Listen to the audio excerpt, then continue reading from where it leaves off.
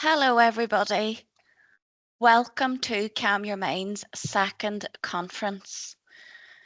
My name is Aileen Donaghy, and I lead on our local male mental health campaign called Calm Your Mind. And I'll talk a little bit more about that after. Just before we start, will people just put some reactions into the chat just to double check that you can see the slide, the opening slide here? Yeah, oh, good. Lots and lots of thumbs, fantastic. Okay, so my role is ultimately to try and reduce male suicide by raising awareness of the issues that men are up against. What we're also trying to do is educate and challenge the stigma that exists today in society. Now, none of this would have been possible without help from my team, and my colleague who's here helping me today is Kate. Kate, would you like to introduce yourself?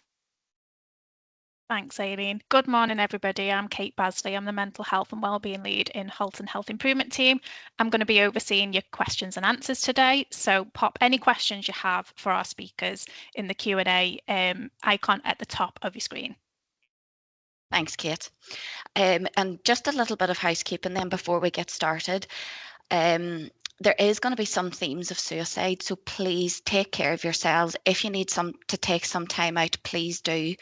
There will be an opportunity for questions at the end of each speaker, and that's what Kate, she will keep an eye on all of that. So if you want to ask a question, pop it into the Q&A. It's a recorded session, and the slides will be shared afterwards. Now, I'm not going to linger over the agenda for very long, but I just want to draw your attention to the break at 11:15 till 11:30. And if anyone needs to grab a drink or any of that there, well, away you go. That's the time to do it, and take yourselves off to the toilet. So last year's conference provided an opportunity to raise awareness of some of the issues that impact men's mental health. So this year we decided to look at the mental health needs of men and boys. The conference hopes to raise awareness of the unique challenges affecting the mental health of men and boys, from cultural expectations and stigma around vulnerability to systemic gaps in support and understanding. We are here to explore as much as we can, encourage engaging conversations, and see how we can all help in some way. And while saying that, I would just like for you all to take a second to think about, why are you here? Why are you on this conference? What made you join? What is it that you want to know or you'd like to learn? So I'm just going to set the scene. This is a graph taken from 1982 up until 2022. And as you can see, the blue line there is men, males, and the other is females. And from this graph from 1982, it's clear that men have consistently been taking their own lives more at a higher rate than women. However, alarmingly, when we look back as far as 1861, when records began, this is still the same story. Men, it's the same sort of line. Men are consistently from then have taken their lives at a higher rate than women. So what's going on for our boys? Education. So boys are twice as likely to be excluded from school, and polling suggests that 41% of sixth form boys and girls have been taught in school lessons that boys are a problem for society. Can you just imagine how that must make them feel? They must feel like it impacts their self-esteem, their self-worth, how they see themselves, how their confidence, and how they must think, how does everyone else see them? Boys are consistently outperformed at school from the beginning at the age of 5, with only 60% of boys being school ready. The knock-on effects of that is huge, and in many cases, boys then struggle to catch up. This then, of course, the knock-on effects for poor employment prospects, with young men aged 16 to 24 also much more likely to be unemployed than young women. When you think of all the low-skilled, male-dominated industries are in decline, what is there out there for our boys to go on to? So that's looking at the boys. Let's look at the men. 75% of all suicides in the UK are men. 96% of the prison population is male. I must admit, when I heard that really got me thinking. I couldn't believe it. I knew it was high. I didn't believe it was as high as 96%. 2/3 of the homeless population is men. 1/3 of domestic abuse victims are men. That is probably higher. It's just underreported. And 72% of people recorded as having an addiction are men.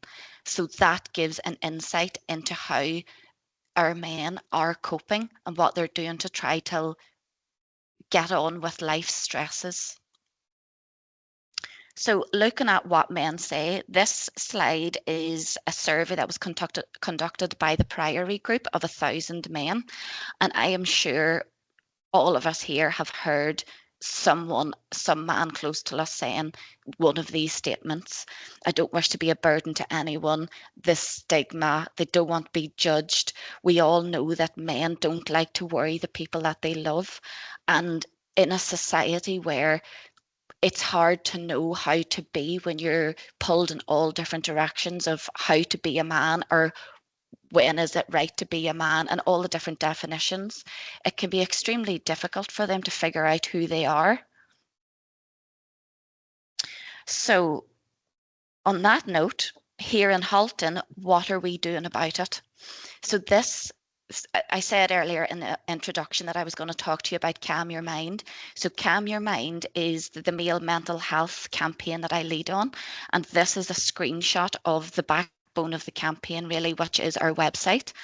And here you can see different sections. So we have from news articles till peer support groups and hints and tips of what you can do to look after yourself. That is just the tip of the iceberg. There's lots. Please feel free to go on and have a look at the website and see for yourselves what we do. The other parts of the campaign is awareness, of course, trying to raise awareness with local men, for local men. And in the first picture there, you can see that we did a collaboration last year with the Widnes Vikings rugby team, where the team helped us really raise the profile of Calm Your Mind. We also, I have a steering group that's made up of people with lived experience, and they help oversee the work that I do, particularly when it comes to the likes of marketing, leaflets and materials, just to make sure that it is relatable, that it's in language that men understand, that it's in colours that men are more drawn to. And we also, a lot of it is to do with the lived experience perspective. So I've just put up a screenshot there of 2 of the lived experience stories that we've done recently with Brian and Dale, and they're on the website, and we have a whole section on the website of different lived experience perspectives. And then just on the last note here is that what we can offer Calm Your Mind, if you live and work in Halton and/or work in Halton, there is, as you can see in the picture, there's something called an exhibition in a box. So that can go out to workplaces, to services, to community groups. On Saturday, I'm going to a community day, just a sports day with the exhibition in a box, so that there's resources to be given out to people, spreading that awareness wherever we can. And something that I'm just piloting at the minute is the training and awareness sessions. So we have developed a 2-hour training session, which looks at the issues that impact men's mental health, and just basically trying to challenge that stigma, help us all recognise what it is that our men are doing to cope, how they're trying to get through certain stresses, and what we all can do to try and help share that burden and help our men get back to a better place. So really, without further ado, I'm very excited to say that we are joined by some great keynote speakers and experts in their field. And the first person we have is Martin Seeger. So Martin, over to you. Are you able to share or to take control? Thank you, Eileen. I don't think let me just try. No worries if not, Oh, because yes, I can. Yeah, Oh, yeah. I can. So Uh-huh. that's good news. So, Fab. yeah. Right. Shall I get going? Yes. So, and Martin, I will jump in about 25 minutes just to give you a 5-minute warning. Okay. Okay. How long have I got? So it's 30 minutes, and then we're going to do about 15 minutes Q&A. All right. Okay. Right. Well, thank you for inviting me to do this talk, and I hope it sparks some interest or makes a connection with you. Obviously, you know, these things can be just, I don't want it just to sound like a load of statistics or just to think that I'm just spieling on like a men's activist. I'm definitely not that. I've worked with men and women and everybody in the NHS and now the charity sector. So, but men's issues sort of came to my mind late in my life, really in my 40s. I suddenly realized, why aren't we why aren't we even psychologists aren't thinking about men as having a gender? So that's why I'm interested and passionate about this subject. So I've called this talk, are men not opening up, or is society not opening up to men? That's just because we're always hearing the idea that men need to seek help, they need to open up. But actually, I'm going to hopefully show you that men do seek help, or they do try to get help, but society is organized in such a way as not to really listen. So it's more about, just as when women had issues, it wasn't about changing women, it was about changing society to help women. The same with men, we've got to change society, not men. So this is all about how do men what their patterns of communication are, how they relate, and how we can design our society to be more male friendly. That's just who I am. Obviously, I'm a psychologist and psychotherapist. These are just usual ground rules. When you do a talk like this, you don't, for some reason, when you talk about men's issues, it always triggers people into thinking that you're not wanting to help women, or you're, a men's activist. You always get that kind of accusation. Well, not that it's an accusation. There's nothing wrong with being an activist for men, but it sort of has a negative connotation sometimes.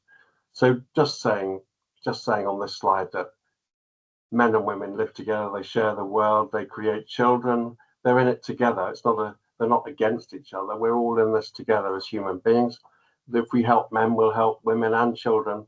And just as if we help women, we help men. We want to help everybody. So the first thing I want to talk about is archetypes, really, because people always talk about stereotypes, but it's actually more about archetypes. Archetypes are biologically based, they're evolutionary based. So an archetype is something that you're not simply doing because someone's taught you. It's an instinct to do with as a primal instinct. And the idea that our species is about 150,000, maybe 200,000 years old. It's unlikely that there aren't some instincts. We're mammals, we're human beings and mammals. So it's not surprising there are going to be some instincts around sex and gender. So the idea of it's all stereotypes isn't a very good starting point. But if you're going to look at what are the archetypes for men and women, the archetypes for men that we've come up with and defined are fighting, winning, providing, protecting, and mastery and control. Not of other people, but mastery and self-control. And this makes sense when you look at men's evolution as hunters and as fighters and warriors, that these kind of instincts are there. And they're not, doesn't mean to say every man's the same. These are average differences.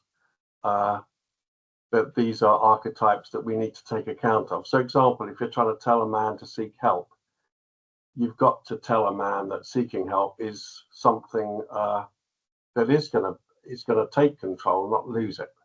But a lot of our messaging to men says, if you want to seek help, you've got to be vulnerable, or you've got to let control go. Actually, no. Seeking help is taking control, doing something about your problem. So if we get our messaging right for men, we'll attract more men to seek help. There are neonatal differences. If you look at studies of babies, if you put slides up, even in front of baby girls and boys, on average, these are average differences, obviously. There's a lot of overlap, but there's also average differences. Girls will track different social stimuli to boys are more interested in moving objects, mechanical sort of stimuli. Girls are way more drawn, even from newborn. They're more, obviously, in the first 6 months of life, we're talking, baby girls will track social stimuli like smiling faces, and you can see differences even in babies. So the idea that we're just training boys and girls to be different and we've got to retrain boys, that if you start taking that sort of angle on it, we won't help ourselves. If you just look at occupation choice, even in countries where there's pretty much gender equality, say Scandinavia, in our Western countries, women on average choose different kinds of jobs, more empathic, more nurturing than men. Men choose more engineering, physical, mechanical jobs. So these are differences in the gender. The important thing is not to impose them, not to impose gender on anybody. We shouldn't tell girls they can't do mechanical jobs, but we shouldn't also tell girls it's bad to be a mother. You know, we just need to let every boy and girl be who they want to be. But in our species, in our evolution, there are going to be average differences. So in terms of, and this is true across all cultures, so it's more likely to be a genuine factor. Like risk taking, men are more likely to take risks than women in all cultures, not just one type of culture. So it's unlikely you can just train instincts away. It's how you use them. So if we're going to look at gender, we need to not take a social model or a biological model, but include biological and social factors. We need to consider both. I'm rushing through a little bit here, so I apologize for that. But another big myth is the one of male emotional literacy, but you hear this a lot. I've even heard that I worked with Samaritans for over 11 years, and even some of their literature said, we've got to help men become more emotionally literate. And you can imagine how patronizing that would be, but it is, and you see it a lot. And so the mainstream narrative is quite it's labeling men as somehow emotionally illiterate. They need to seek help. What we're telling men is to be more like women.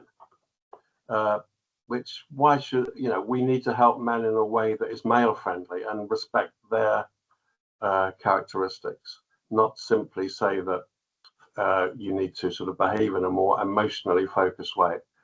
Because men do have feelings, the same as women, but it's how they use them, how we connect with them might be slightly different.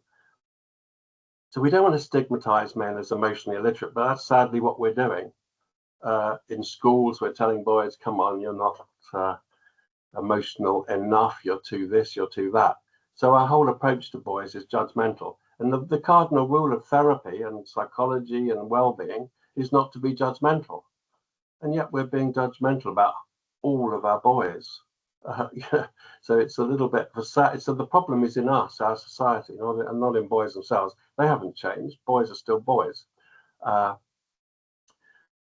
really, what I'll go on to is talk about male styles of communication. And focus and detachment are important. If you're in a dangerous situation, men have historically and archetypally, and men are in more dangerous situations, including war, obviously. So emotionally, you need to focus on a task. There's no good being in touch with your fears or your feelings when you're in a dangerous situation. You have to focus cold-bloodedly on a task. And we're teaching this to girls now in sport. I mean, if you're a female footballer, you don't want to be in touch with all your feelings when you're about to take a penalty. You need to focus on putting the ball in the net. So male style of focus, emotional detachment is actually useful in dangerous situations. So by telling our society that men have got to stop being emotionally detached, that will be dangerous. We've actually got to say that there is a time to be detached and a time to not be so detached. And there are different ways of becoming emotionally connected without always using words or talking. So therapy has become a bit of a problem because it's quite a feminine model of dealing with feelings and problems. And we've got a feminine style of counseling and therapy, which doesn't suit all women. I've worked with a lot of women on the more autistic spectrum and women who are just not typical females, if you like, and they preferred a more male-friendly style of therapy. And of course, it's patronizing to think men don't have emotional sensitivity, when all the great, artists of history, think of all the men who wrote poems, music, paint, think of all the great songwriters. So it's a little bit crazy to think men aren't emotionally literate. So male gender blindness is a phrase we've coined to sort of look at men's issues that, even though they're so big, we still don't think about them. It's like an elephant in the room, we just don't see it, even though it's staring us in the face. Aileen mentioned suicide, which is obviously a big one, and there is some attention now to male suicide, but it's, if you look at suicide research, I looked a few years ago, we did a book in 2019, and the last 20 years before that, since the turn of the millennium, or even before, I looked at all the chapter headings in suicide books. None of them mentioned male psychology or men. It was all about poverty, homelessness, stress. There was nothing about actual what it's like to be a man, even in suicide research. So all these areas here, suicide, addiction, just the right to see your children, because in family courts, men don't often get a good outcome in terms of access to children where there's a dispute. Homelessness, rough sleeping is about 85% men. Domestic violence, as we've heard, is at least a third victims are male. There's a lot of underreporting. Some studies show it's about 50%. So, and it's not surprising, because even if you have same-sex couples, men with men or women living with women, domestic violence is still there. It's not something men do to women. It's something an intimate partner does to another intimate partner. If you think about it, if you're living with someone intimately, they're going to push all your buttons, aren't they, from your own past experiences? Intimate violence is just part of being human. Prison sentencing. For the same crimes, loads of studies across America, the Western world, show that for the same crime, men are more likely to be imprisoned and also will be imprisoned for longer. Life expectancy itself, men just don't live as long as women. There's at least about a 5-year gap. Deaths at work, well over 90% of deaths at work are men, because they're doing all those dangerous jobs. And then military, we don't really expect women to be in the military. They have the option, which is good, because some women are great at it. But on average, men are more suited to it. But we don't force women into that sort of pathway. But men are expected to go that way. If we're going to fight a war, we will expect boys, not girls, to be doing that. So this is why I came up with gamma bias theory with John Barry in 2019. William Collins, also known as Rick Bradfield, I think he changed his name just to avoid abuse. But he wrote a book called The Empathy Gap, and we built on that to create what's called gamma bias. We're currently studying it, so it's not something we're just talking about as a sort of ideological thing. It's based on actual research. But the idea of it is that when in gender studies, alpha bias is when you magnify differences, like saying, girls can't catch or boys are unemotional. And then we can minimize differences, like saying anything a boy can do, a girl can do, there's no difference. Gender's just a label, doesn't mean anything. But gamma bias is the combination of the two, which I'll explain in a minute. That some differences we magnify for boys, and some we minimize which makes boys look much worse than they are, and it makes girls look better than they are. So we end up thinking boys are, slugs and snails and puppy dogs' tails. It's that kind of thing. Girls are all nice and innocent, and it creates this sort of narrative which fuels a division between the genders. As I said earlier, men and women have evolved together. We love each other, and it's all about male and female is just two aspects of humanity, and we get on with each other. And it's probably only in the field of politics and media studies and journalism and gender studies that all this hostility is kind of racked up. In real life, people do get on with each other. So because of gamma bias, male bad behavior is magnified, male good behavior is minimized. And the opposite's true for female behavior. I'll explain that in the next slide. So there's four basic ways we can behave. You can do good, do bad, or you can receive something good or receive something bad. So we call that celebration, perpetration, privilege, and victimhood. Obviously, I'm rattling through this a bit, so I apologize, it's a bit rushed. But let's say men do something really good, like, or brave, like die in war. We've just had the D-Day celebrations. When we do even that these days, we talk about the men and women of the services. So we say, even though it's 99.9% men who died, and of course there's some amazingly brave women, particularly in the resistance and the sea, kind of went undercover. There's some amazing women. So I'm not in any way decrying that. I'm just looking at statistics. 99% plus of men did the D-Day landings. Perhaps it was 100%. But we don't celebrate that as a male issue. We don't say, wow, aren't men great? We say the men and women of the services. But let's now take something like sexual violence. So we go into the perpetration box.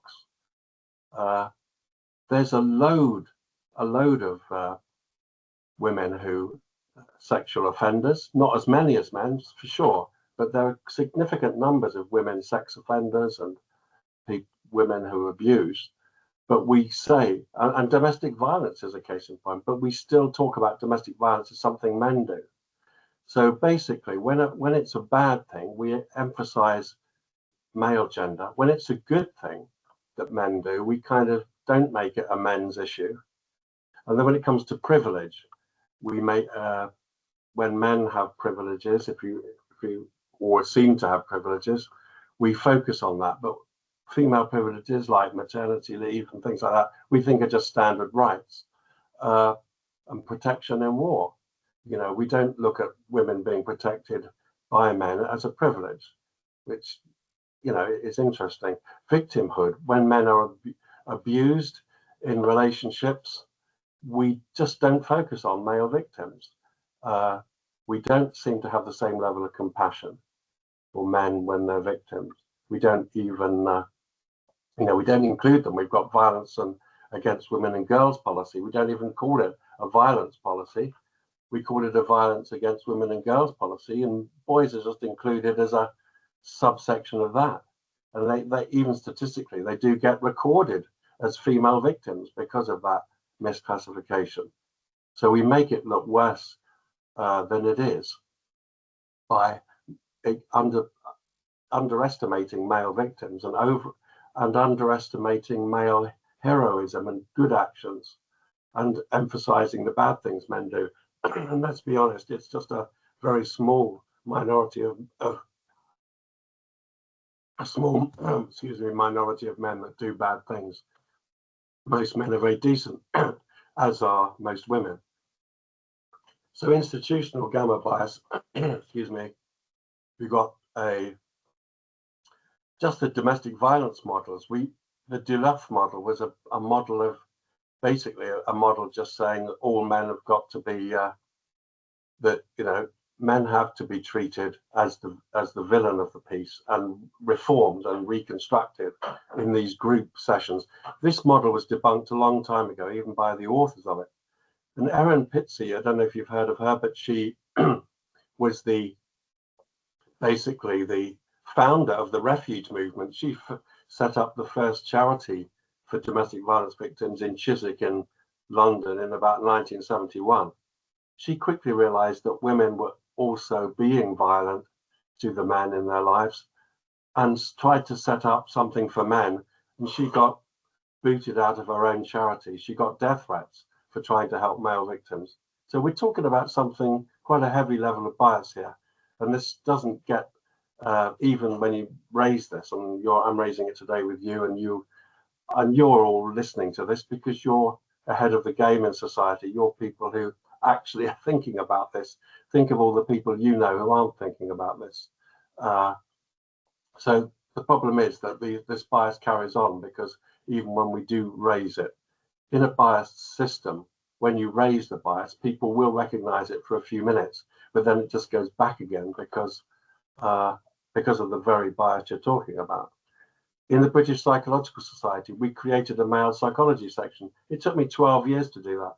I had to fight very hard to get even the British Psychological Society to recognise there was a need for a special section to look at male gender issues. A third of psychologists voted against it, of all the people who voted. So it got through by 2/3, but to think a third of psychologists in Britain didn't want the Psychology Society to actually have a section on men. That shows you the level of actual bias. It's not just disinterest. So the teaching of gender, Aileen said earlier, we're going into schools and telling boys they're a problem, but even in psychology, the people who are supposed to know most about this stuff, there's no teaching on male psychology at all. Hardly any. In Sunderland University is the first university to actually have a module, the first in the world. Can you believe that? The only male psychology module in the world is in Sunderland. Because I said earlier, in suicide, there's not even much research, and even suicide research doesn't cover men's issues hardly at all. We've got the toxic masculinity narrative now. So if you do hear about boys and men gender being talked about or taught, it's framed as toxicity. And as we've said, in gamma bias means things like, because there are about 5% of firefighters are women, we're not allowed to call them firemen anymore. So it's, but 95% are men. And we talk about the men and women of the armed forces. So when men do something heroic, we're not allowed, in a sense, to say this is something good about men. But when men do something bad, we highlight it as a male issue, and we cover up the fact that a much bigger percentage of sex offenders and violence is by women than there are many more, shall we say, female sex offenders than there are female firefighters. But we emphasize firefighters as being something women do, but we don't emphasize rape as something women can do. In fact, legally, rape is defined as something only a man can do. But so female sexual assault of children or of adults is not kind of covered as a, obviously if you're specialist research, you'll find the data. But in our society, we don't really, we've got this split narrative of men are bad and women, men do bad things and women suffer them, which of course is often true, but it's all often not true. So I'm coming on to now what I would call the whole mental health game really is a little bit medicalized and it's not exactly well defined. So in 2007, I was an advisor to the Labour government at the time on mental health. This was for all people, obviously not just men. And we came up with 5 things which really all human beings need, which is obvious when you think about it. But because we talk about mental health as like a medical thing, we forget that really it's not so much helping someone's mental health. It's not really treating a mental condition. It's meeting then the psychological needs of the human condition. So what are those needs? One is love. Another one is to be heard. A third one is to belong.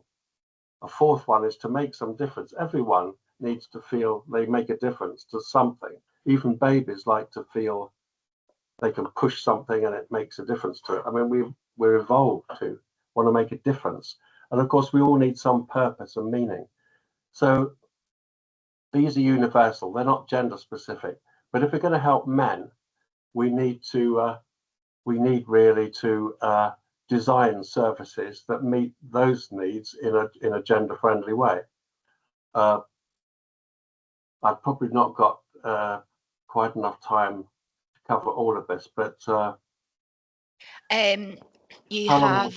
you've still got about 7 minutes, Martin, altogether. Okay. I was going to come in 2 minutes to tell you had 5 left. Okay. All right then. So meeting the need, all people need to be loved, to be heard, with your male or female. But you might hear a man differently than you hear a woman. You might not want to sit in a room and talk to a man to hear him. You might do something with him. So, these universal needs I still have a gender aspect when it comes to, if you think about male communication has evolved from hunting and fighting. So men are used to working together in groups. And that's why they like team sports, because it's sort of men playing football or rugby. And of course, women do this as well, and that's great. But that original male psychology is around working in groups to fight or to hunt. And the communication of men is therefore really good in groups. And I think from Andy's Man's Club, we'll talk later, and I'm sure they'll explain that you form quite powerful bonds in groups. Men are really love to be in groups, and yet most of our services in the NHS, when I was in it, they didn't do groups for men very much, and that's the one thing that would have been useful. So, and female style of communication is, yes, it's not to be stereotyping, but as I said, it's an archetype. Females have evolved to tune into babies, to really go into feelings, and they're much better at it on average. Obviously, I'd like to think as a male psychologist, I'm okay. But, you know, on average, females are more inclined into that nurturing, internal, sort of scanning feelings in that sort of way. And fathering is different, therefore, from mothering. And Anna Machen's going to talk about that, I'm sure. That's her whole, I mean, she's great on that subject. You know, recognizing that there is a value to fathering. It's not the same as mothering. Of course, there's overlap. You know, women can do stuff men can do, and vice versa. But these are differences in averages. Statistics is very important. I mean, women are shorter than men, but some women are taller than some men, but on average, men are taller. So average differences are important scientifically. So really, if you're going to try and help men, we need to work in teams and groups a bit more, working towards a goal. If you get guys together, they often work better, and they feel validated by each other's ideas and presence and support. Shoulder to shoulder is better than face to face with them. You know, sometimes you can go for a walk with a guy and get much more out of him than if you sit there in a chair staring at his face, expecting him to show you his feelings, which is that is a stereotype of how we should deal with people's feelings, is to sit in a room and just talk. There's loads of ways you can deal with feelings without just talking in a room. Also, you know, we need to just talking about male styles of communication, it's hopefully you can sort of see these slides and read them for yourself. I can't go through every detail, but basically there's lots of value to masculine ways of communicating. Just playing with children. I used to play with my kids and throw them on the sofa and play games, and it was a bit of a different style to my wife. But, you know, it's not like one is better or anything. It's just kids like both. But the counselling and mental health world, I suppose my main point here is that counselling and therapy are very feminine oriented. And there's studies to show that, which I haven't got time to go into. But, you know, so we just need to be more male friendly in the way we try to help men and some women. If you know, the idea between male friendly therapy, and myself and John Barry did some guidance for the British Psychological Society on male friendly education. Teaching, male-friendly intervention, sorry, you can just look that up online. But the principle is that if we want to be inclusive, equality-based, diversity, empathy-based, science-based and positive, why aren't we doing that for men? Why aren't we including men? Why aren't we treating them as having an equal gender need? Why aren't we treating them as part of human diversity? Masculinity is part of human diversity. Why aren't we empathic towards men? Why are we just telling them, come on, guys, open up, sort yourselves out, don't be so pathetic? We're being judgmental about men and boys so much. As I said, there's a precious little research on men and teaching, because most of it is based on just this idea that men are a problem and need to be resolved, rather than trying to understand them. So practical aspects of male-friendly interventions just means let's use masculinity. Let's not try to change it. People are spending their energies now trying to change boys. Imagine that, but that's actually what we're doing. We're going into school saying, come on, boys, you've got to change. I mean, they're only boys. And as Aileen mentioned earlier, what does that do to their self-esteem? to have a whole society which recognizes your identity as a problem. So we should be honoring boys. Yeah, obviously some boys do want to talk in that traditional way. That's fine, but it's having more options. So we want to do more action-based stuff. Boys love action-based stuff, and even the way we teach boys at schools. If you taught physics at school by going down the skate park, everyone would get an A+. But just sitting in a room talking about it, the boys won't be so interested. So we need to be less medical, less talk-based in our approaches to helping boys, just more doing things. This is why the men's sheds is so successful, because it's just doing stuff together and chatting while you do it.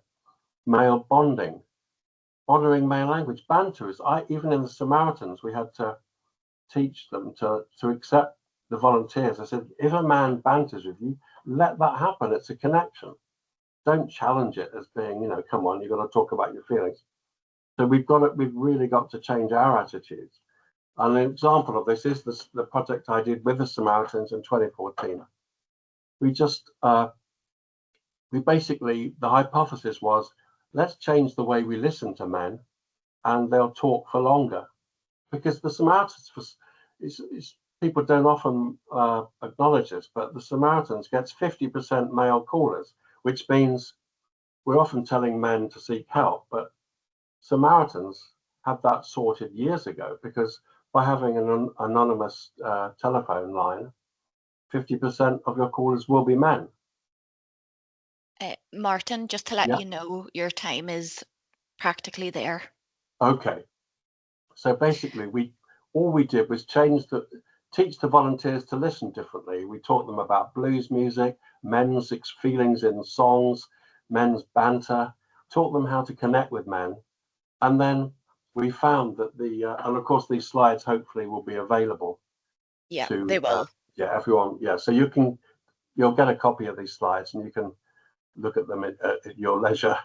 But basically, men talk for much longer once you listen to them better. So we didn't change the callers, because we sampled about 1,000 calls before and after. And at the end of this, men were talking for longer, and we hadn't changed the men. What we changed the way we listened to them. So again, here are some male-friendly organisations. Andy's Man's Club you hear about later. There's loads of them. This is just a sample of things that are male-friendly organisations. So just to conclude, humans, we're all equally human, but obviously gender is an important issue. It's an important issue for men and women. So we've got to do more gender-specific stuff that's male-friendly in research and in interventions and in our approach to teaching. So we've got to honour masculinity as part of the human condition, rather than trying to reconstruct it as problematic. So there's a couple of references. Anyway, thank you for your attention. Sorry I had to rattle through that, but I hope that stimulated a few thoughts anyway. Thank you very much. Thank you so much, Martin. That was great, as usual. I did come across your Samaritans work, and I thought it was very illuminating, and it is something that I think a lot of people, if you can, have a look into that, the Samaritans that Martin was talking about. So Kate, do you have many questions for Martin? I have many questions for Martin. We haven't had many questions in the Q&A, but I think that's probably because people were so engrossed. So I'm going to take some liberties, if that's okay with everybody. I've got a couple of questions that I would like to ask, and then maybe people, while they're mulling over what you've just shared with us, might put some more questions in the Q&A or in the chat, whichever is easiest. So, I mean, thank you for sharing that. There's so much information in there that really is food for thought. Even for myself and Aileen, who we work in this area, and there's lots of things in there that I'm thinking, okay, we need to reflect on it and to think about. One of the things I wanted to ask was, I fully agree with you in terms of men communicate differently in terms of the way they communicate emotions. I always feel like children and men have more in common in their communication styles. I think they tend to communicate through how they behave and their actions, or they notice what's going on in the body. So, you know, they might say, oh, I've got butterflies in my stomach if it's a child, or, you know, my hands are really hot, or things like that, rather than labeling an emotion. So my question is there still value in teaching children and men to name and tame emotions, or is that kind of trying to is that the wrong approach, or is it about connecting the dots of oh, you might have mentioned you've got butterflies in your stomach. Is that a case of us helping join the dots of, are you excited or are you worried? Because in our world, we encourage people to name what's going on so they can tame it. So I just wondered what your thoughts were on that. Yeah, I think it's a good question, and I think there was good intentions behind all of this. So obviously, I've been a bit sort of quick to sort of simplify it a little bit. But yes, of course, it's important to name emotions, and people do that. I had a soldier who'd been through the Iraq War. He was traumatized, and he just wrote his feelings down. I think sometimes for men, it's the one-to-one confessional style of sitting in a room, one-to-one counseling, that isn't always so suitable. So I think, yeah, at the end of the day, we want to recognize our feelings, but we can do that in different ways. And sometimes you can recognize feelings non-verbally, you know, a lot of recognition. So, I mean, this soldier did actually write his feelings in words. And I just read through his poems with him, and it processed the trauma. You know, a guy who's homeless, if you get him somewhere to live and support him, he's feeling compassion from you without you having to name it as compassion. You don't have to name everything. Something is non-verbal. But equally, the fact that you've shown love to someone through action, they process your empathy non-verbally. You don't have to name everything. So, and I also think if it is a genuine difference between men and boys that they're dealing with communications, the idea that boys need to catch up or be taught is actually unhelpful, because then it sort of labels them as somehow inadequate when actually it's a difference. So I think there should be male and female friendly ways of dealing with well-being and emotions. But yes, of course, I'm a therapist, but even what I do with people is just listen. I mean, men and women, I try to listen to them and then try to put back in my words what's going on for them.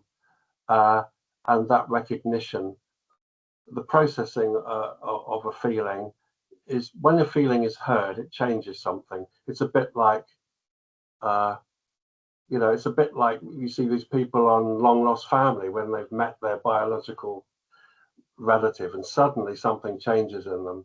It's not really what they say to them. It's suddenly something in the body, something in the mind has changed because a connection has been made. So I think we need to connect with boys better and look at our own language for how we do that. I think it's us that's illiterate. Yeah. We don't have a male-friendly model of how to connect. We're expecting boys to sort of be more female style in their way that they look at feelings.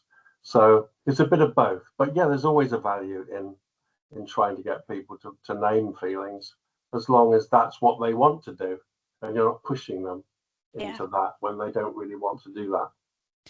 Thank you for that. And I think it's that difference of you can identify that emotion in your body from your physical sensations. You know, say I've got butterflies in my stomach, could be excitement, or you can label it as excitement. And it's just two different ways of communicating, and neither one is better than the other. And I suppose what we're saying is it's understanding those differences really. So thank you for that. That's really useful. We've had a more of a question of asking for a link to some of your work.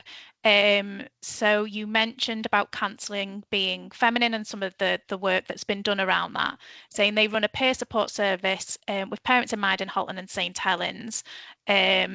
what guidance do you have to better support the male fathers that they work with? I think in terms of fathering, I think obviously Anna Machen's going to have a lot more to say about that. But there are, I mean, in terms of supporting, in terms of sort of links or references to work that's out there, there are books. I mean, the references I put up there include chapters on fathering. So in terms of gamma bias, there's stuff on YouTube. You just sort of put these things, Google these things or put them. But in terms of my work, I don't specifically work with fathers.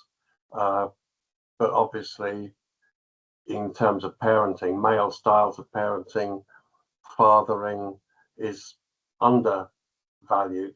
And so we need to, anyone that's working with dads is already doing it. You know, if you're already just working with fathers, there's a voluntary organization, Lads Need Dads, which is also recognizing that, and of course, girls need dads too. There's so much evidence to show that without fathers, both boys and girls have less good outcomes. What that's about needs to be studied more, but having two parents obviously helps, because if you're parenting alone, it's hard not to have someone to support you in doing that. That's not just a gender issue, that's just the numbers issue. But yeah, in trying to support people to father, we just need, if anyone's even doing that, I would look at all the other charities that are dealing with fathers and get their literature. But certainly all those books I put up there, particularly the top one on Handbook of Male Psychology, there's some good stuff on fathering there. And I think Anna Machen will no doubt talk a load about what you can refer to in terms of literature on fathering and its value and how to support that. So sorry, I couldn't be more specific on that one. No, that's fine. And I'm just wondering whether, I think you mentioned male friendly guidance that you've created. I know it's specifically around therapy and counselling, but just wondering whether it's worth us sharing the link with everybody on the call to that, because it will have those themes in of that male friendly approach, won't it? Yeah, so it's called British Psychological Society Interventions to Help Male Adults. I think that's, but if you just Google that, the link will come up. So we'll find that link, and we'll either put it in the chat or we'll send it out in an email. So we have got Kate, just to let you know, I think we've only got 2 minutes for one more question. Yeah, and then Brilliant. We'll move on to Anna. Okay. So we've got an anonymous question here, which I think is a really brilliant question. Women want men to be better communicators. I would agree with that, but are women not communicating in a way that speaks to men? Yeah, that's the point. If women want men to be better communicators, that implies that women are good communicators and men just need to improve. Well, that's obviously not a good starting point. The idea, what I'm trying to say, is that women are better in communicating in certain ways, and we're living in a society where that feminine style is seen as the gold standard. What we should be doing is saying, if you're not communicating well, men and women aren't communicating well together, then perhaps we need to listen to men better. So I hope that my whole talk has really been about communication is about listening, not just speaking or talking. It's about listening. And I would say that we need to educate women and men, not just women, to listen better to men. And I hope that's the main thrust of my talk today, is that if we listen better to men, we're all happier for it. And because men do want their feelings noticed, but it's about they are showing their feelings in ways which aren't being detected, because we're expecting them to communicate in ways which are stereotypically female, if you like. And so it's about both. The man will communicate better if he's listened to better. So it's a joint task. Communication is never one way. It's always a two-way task. Fabulous, thank you, Martin. And apologies to those who've put some brilliant questions in the Q&A, and we just didn't have chance. We may pick some up if we get chance later on as we go through, but please keep putting your questions in the Q&A function. That's great. Okay, so thanks again, Martin, for that. Thank you. You're welcome. Anna, are you? I'm just looking here. Can you take control of your slides, Anna?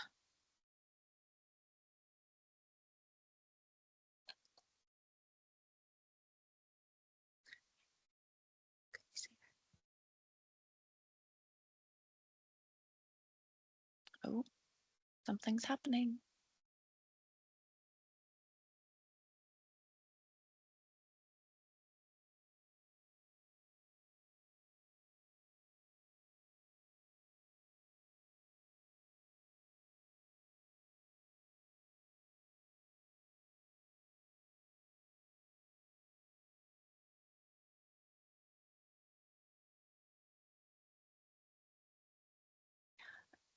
Anna, we're just double checking here to make sure you're not muted from our end.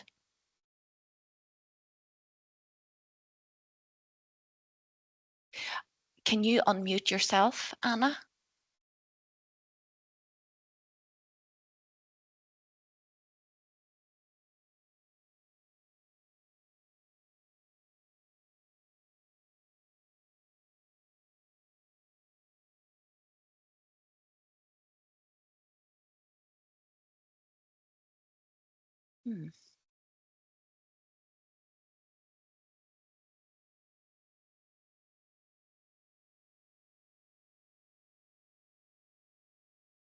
We're just working on something here. Working hard in the background. Shall I pick up a few more questions with Martin, if Martin's still around, just while we sort out our technical gremlins? Yeah. Okay. Yes, I'm back. Thank you, Martin. On standby. Yeah. Okay, right. Other question and answers. So, someone has asked, it feels as though men have fewer opportunities to express themselves in the archetypal way Martin spoke about at the beginning. For example, opportunities to provide. Women provide for themselves largely now, heroism, risk-taking, etc. And I wonder what your thoughts, Martin, are about the impact of this on men and boys. Yeah, that's a good thought. I mean, yeah, I think that I think the basic thing is we're not honouring male spaces anymore. We have a problem with that even. So yeah, I would say we need to have a more male friendly attitude that still allows boys to have male spaces. I think even the Scouts now, there's no male, you know, even the Scouts includes women. So we're kind of not honoring the idea of male spaces, you know, almost seeing that as a bad thing. So yeah, boys need more opportunity to do stuff like they would do in the Scouts. They would have done, you know, stuff where they can do stuff that's male friendly, but equally, you know, sports is a very good way of dealing with men's feelings and creating opportunities for expressing themselves. You find some of the most successful things for young troubled men is boxing clubs. You know, they get discipline, they get fathering, they get a fantastic link to adult good male role models, and good female role models are important too, of course. But they get, so we need to just recognize that we need spaces that are male friendly, which is fair enough. We need spaces that are female friendly. I'm all for female spaces and male spaces, and of course spaces for everybody that aren't particularly gender specific. So yeah, I think there's some truth in that. I think we just need to recognize that boys' feelings are out there all the time. Even things like rock and roll, it's a tremendously male space. You know, all the feelings are being dealt with all the time. So we just need to encourage boys to do, you know, to support the fact that they want to express themselves in various ways that aren't necessarily talking about feelings. I think we've got into this thing that talking about feelings is what it's all about. Well, it is partly, but not totally. Fabulous, thank you. Now, Louisa had a hand up. Oh, I think it was because we've got Anna here, and I think everything's working out now. Anna, is it okay from your end? Yes, I shared my screen a little bit. It's disappeared again, but I don't know whether you've got control of that. Oh. You got control of that? Present indeed. I am in fact sharing my screen, and it appeared and then it disappeared. It did appear and it has disappeared. I can see it now. Yeah. Perfect. Good. Okay. Good. Yeah, I think. Yeah. Is that working for everyone? Anna, I was just saying to Martin beforehand, Anna, that it's a 30-minute talk. Okay. So at about 25 minutes, I'll just interject and let you know how long you've got 5 minutes left. Perfect. Sounds good. Great. Thank you. Thank you. Well, hello, everyone, and it's great to be with you this morning. My name's Dr. Anna Machin. I'm an evolutionary anthropologist that studies the science and anthropology of fatherhood, and I've been doing it for about 18 years now. And today I've been asked to talk about mental health in fathers, but also the influence that fathers have upon the mental health of their children. Before I start talking, I just want to define what I mean by dad. And so in the West, we tend to privilege the biological father, and we tend to call that person dad, and everybody else isn't what we call the real father. However, having studied fathering around the world, actually dads come in many different shapes and forms. Yes, there's the biological father, but there's also the social father, and a social father is somebody who takes on the role of being the father, but isn't actually involved in conception. So, for example, a stepfather in the West is a social father, but it can also be a grandfather, an uncle, a friend of the mother, even an elder sibling, a sports coach, a teacher. So what I want to emphasize here is when I talk about fathers during this talk, I'm not just talking about biological fathering, because fathering is very much a doing job. And really, whoever actually steps up and does the job of fathering is the dad who we're talking about. And I'm going to talk very briefly about what happens to men when they become fathers. And what I want you to be aware of is that all of these changes that men undergo happen regardless of whether you're actually biologically related to the child or not, because they occur due to interaction with the child. So just be aware that when I'm talking about fathers, it's a very, very broad category. It involves lots of different possible permutations of men, and anyone who steps into that role of being a father actually achieves these endpoints, can suffer from these mental health conditions, but also can have this influence upon their children. So as I said, dad isn't about the genes, it's about actually stepping up and doing the job. The other thing I very briefly want to explain to you in terms of who fathers actually are is just busting a few fathering myths before we begin, because only by understanding who fathers really are, rather than the stereotypes and the myths that our culture carries around about them, can you understand why they do actually have such a profound influence on their children's mental health, and why their own mental health can suffer adversely following becoming a father. So first of all, I just want to say that dads are as biologically primed to parent as mothers. We have a myth that mothers are instinctive parents and fathers have to learn through practice. It's not actually true. Fathers are as biologically and psychologically primed to parent as mothers are. They go through practically identical brain changes when they become a father for the first time. They also go through a whole suite of hormone changes, which prepares them to do a good job of being a father, including drops in testosterone and increases in a range of hormones, including vasopressin, prolactin and oxytocin. And all of these are parenting and bonding hormones, and we see profound changes in men when they become fathers to assist them in doing a good job. Secondly, the father-to-child relationship is an attachment relationship, and it's as powerful as that between mothers. When I began researching fathers 18 years ago, it was still very much the belief that the father-child relationship was not an attachment relationship. Therefore, it wasn't developmentally significant. It wasn't as intense as that occurs between a mother and a child. That's now been disproved over and over again. And the bond between the father and child is an attachment, but it is critically different to that occurs with mother. So it's just as intense in terms of emotion, in terms of psychological strength, but it has a very different purpose. And we'll talk a little bit about that later. And it has that purpose because we don't want mum and dad to have exactly the same roles. And Martin was just talking about this. We don't want them to have exactly the same roles because that makes, it's pretty redundant. They actually have complementary roles, which fit together very nicely to make sure the child has the full developmental environment. And finally, dads have a unique role to play in child development, independent of mums. So again, it's always been the case that if dads did have a role, it was very much in partnership with mum. They certainly didn't have any sort of independent area of development where they were the bigger parent, as it were, the more influential parent. That's actually not the case. Fathers have a suite of inputs which have a profound impact upon their child's development, and it's a stronger influence than it is for mum. And again, we'll come to what that particular influence is a little bit later in the talk. So what I want you to understand is the reason why we study fathers, the reason why we support fathers, and the reason why we try to promote interaction between fathers and their children is because they are biologically primed parents. They have a very strong and important attachment, which is different to that occurs with mum, and therefore is developmentally important. And they have this unique role in child development, separate to anything that mum can bring to the table.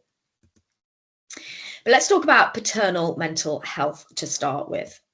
So we call the period when a man becomes a parent for the first time the transition, parenting transition. And there are a range of factors in terms of how comfortably and how well that man transitions to becoming a father. For a start, it can take up to 2 years for a man to fully transition to the identity of being a father. And that means that he feels competent in the role, he feels confident in the role, and he's arrived at an identity that he feels comfortable in. In mothers, it takes about 9 months to 1 year. One of the reasons it might be that it takes longer in men is simply down to it takes longer for them to achieve competency, feelings of competency. And that's because in our culture, men still are the primary breadwinners. They tend to not be the primary caretaker in as many situations as mums are. And therefore, they need longer to actually get enough of the practice with their child to actually feel that they are competent. We know that if you're a primary caretaking father, that period, that transition stage is shortened because you have many more opportunities to become competent. The second factor in transition is your identity. So who you are actually going to be as a father. If when you become a father for the first time, you have arrived at a comfortable idea of who you want to be, you've maybe discussed that with your friends, you've defined that role, then you tend to transition much easier. So what we tend to talk to fathers about, first of all, is what are your role models for fathering? Where are you getting those role models from? Now, obviously, some fathers will refer to their own fathers as being role models they wish to follow.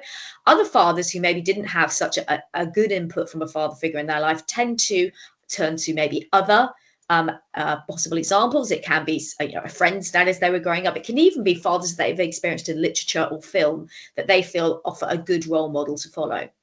And also certainly some men whose fathers maybe didn't have a role in their life or a role that was a positive experience for that man, they will actually actively father in against how they were shown how to father by their father, in terms of they will not repeat the sins of their own father. And I certainly work with quite a lot of men who were brought up either without fathers or whose father's presence wasn't healthy.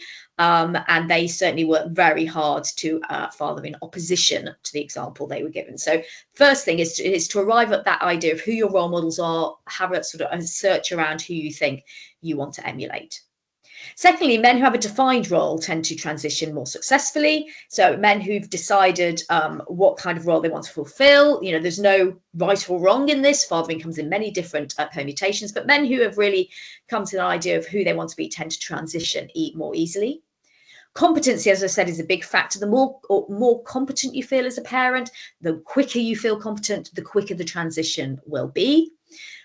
Support from professionals is a really, really big one in terms of achieving competency. Professionals who make the father feel included, make him feel more like a co-parent than a supporter of the mother. Professionals who actually include them in the discussions about their children. What's really interesting from father's point of view is how they are treated by healthcare and social care workers is one of the biggest factors, not only in how they transition actually, but also in the risk that they're going to experience some form of perinatal mental health issue. So the input that the professionals has is absolutely profound. And finally, paternity leave. We find the longer a man has paternity leave, the more comfortable his transition is, the less likely he is to have poor mental health, and obviously the quicker he achieves competency. So paternity leave is a really big factor. And as we are seeing more and more men, unfortunately still in a very small group, being able to have extended paternity leave, do shared parental leave, the more we are understanding how absolutely having that time and the longer period of time, the better of paternity leave is in terms of attachment to the child, in terms of mental health issues, and also in terms of achieving competency and transitioning in a healthy way. Another thing that's very influential in the transition to fatherhood, and also, in fact, in mental health for men, is the parenting relationship. We're going to talk a little bit about that in another slide. So, unlike mothers, where the nature of the parenting relationship isn't as significant a factor, for men, the nature of his relationship with his partner, how satisfied he is in that relationship, how happy he is, how much he feels supported in that relationship, is very influential on how he transitions and the likelihood that he will experience poor mental health. As I said, paternal mental health is a factor in transition. The attachment to his child. So again, the more secure the attachment to his child, the more comfortable he feels in terms of developing that attachment to his child. Again, the more smoothly he will transition to that particular, to transition to fatherhood. And we'll talk a little bit more about attachment in a minute. So I want to talk about, first of all, about male perinatal depression. As I'm sure many of you have heard the statistic that 10% of fathers experience perinatal depression. That's depression both before and after birth, during the perinatal period. The periods of greatest risk for fathers in terms of experiencing perinatal depression are within the 3 to 6 month stage following birth. There's now been a lot of different studies done on this. Unfortunately, for a long time, because of different methodologies, because of asking fathers at different stages in their journey, because of using different measures to assess their mental health, it was sort of a bit of a wobbly situation in terms of actually when was the peak risk area for fathers. But there's just recently been done a very big meta-analysis, and 3 to 6 months appears to be the absolute peak time in terms of the risk of perinatal mental health. But do be aware also, obviously, that fathers can experience poor mental health during pregnancy. The risk factors for perinatal depression include, as I've said, the relationship with the partner, so the nature of that relationship. Treatment, again, by healthcare workers, so it's how you are treated by those professionals. Are you excluded? Are you made to feel included? Are you seen and treated with respect in terms of being actually a co-parent and somebody who is in that room with a shared interest in the child alongside your partner? The gap between expectation and reality is a really, really big one. So again, it's those feelings of competency. Some fathers struggle, particularly actually in terms of building the bond. We still have this myth for mothers and fathers that, you know, the baby will come out and you will feel profound feelings of deep love for that baby immediately. Many fathers have a delay in bonding, and they struggle with that because it goes against their expectation of what it will feel like when their baby is born. The reason why there is a delay in bonding is because fathers have to create their bonds through interaction. Mums get a bit of a head start due to the pregnancy hormones that are associated and our bonding hormones, dopamine, oxytocin, and beta endorphin. Men have to build their bonds through interaction. And certainly in the first few weeks, when maybe baby is very mum focused, particularly if mum is breastfeeding, it can be very hard for there to be an in for the father in terms of building that bond, and therefore there can be a delay in bonding. And one thing we have to handle expectations with fathers is to share that with them. It's not something that is wrong with them. I've heard fathers say, you know, my baby doesn't like me, or I'm not very good at this. It really has nothing to do with that. It's because from a biological point of view, you simply have not had that period of time. You have not, because of the baby's slow developmental trajectory, had a meaningful give and take in terms of that relationship yet. All my fathers say by 6 months, the attachment is there. It's profoundly different to what they felt when the baby was born, but it is something that concerns fathers greatly, particularly when they look at mum's bond maybe as the gold standard. So that's something we have to prepare fathers for. Secondly, the work-life balance. In one sense, the fact that fathers are more we are more aware of fathers and what they want to do due to all the research. Certainly in the media, there's a lot of coverage of fathers now and about the ideal father being a hands-on father. I'm not a massive fan of that, but in terms of ideal or good fathering, depends on environment, but that the hands-on father is the best father. And many fathers do want to be hands-on with their children. The problem we have is that our workplace culture has not really caught up with that. And there are certainly certain areas of the workplace where the culture is very much still quite heavily masculine in terms of you shouldn't have time off, you shouldn't talk about your baby at work, you certainly shouldn't ask for flexible working, you certainly shouldn't extend your paternity leave if you take any paternity leave at all. And that can be very difficult for men because they've been told one thing by society, which is you need to be hands-on, you need to be emotionally engaged with your child, you need to be involved in caretaking, which we know is a good thing for the child. But unfortunately, we still have a culture which is still in some areas saying, no, you're the breadwinner and you need to go out to work and you need to be there, you know, extended hours and not be asking for any parenting rights. And that's a real mismatch, which can cause quite a lot of stress for fathers. If your partner is suffering perinatal depression, then you have a 25 to 50% increase in the likelihood that you will as well, which is one of the things that we are trying to convince the government is something we need to look at. At the very least, if a woman is diagnosed with perinatal depression, then absolutely her partner should be screened as well. There is no mandatory testing of men for perinatal depression at the moment. I, in fact, went recently to a launch of a charity I'm involved in, and I'm afraid scattered Wes Streeting with a load of stats about this and asked for mandatory testing. But there is no mandatory testing of men for perinatal depression, and it's something that we need to look at, certainly. If you've had previous poor mental health, again, you are much more likely to suffer from perinatal depression. If you experience a traumatic birth, and we're going to talk a little bit about post-traumatic stress disorder in a minute, you are much more likely to experience mental health issues. That's either due to PTSD, which we will talk about in a minute, and also exclusion from birth. So certainly some men are excluded from birth when they've imagined they're going to be there. Maybe if there's an emergency C-section, they are in some circumstances not allowed into the operating theatre, or they're excluded from the operating theatre. And that can lead to issues with mental health. Certainly many of my fathers who I've spoken to have had that experience, and that has led to deep trauma and issues with mental health. One thing to be aware of is the symptomology of male perinatal depression is different to that in women. So whereas women, we very much see a very high degree of depression within the symptomology, actually in men, the depression element is reduced, and it tends to be increased anxiety, aggression, frustration. So it's a very different presentation that we see in men as compared to women. We see either increased intrusion, and so that's being involved with the child, but doing it in a very intrusive way, which is not empathizing with the child's emotional state. There's a lot of negativity when interacting with the child. So certainly there have been studies that have looked at the language a father uses who's got perinatal depression in relation to his child.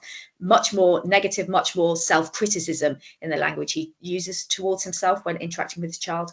Or there's full detachment from the family. So separating oneself off from the child and from one's partner, with the belief that by doing that, you're protecting the partner and the child from your mental health issues.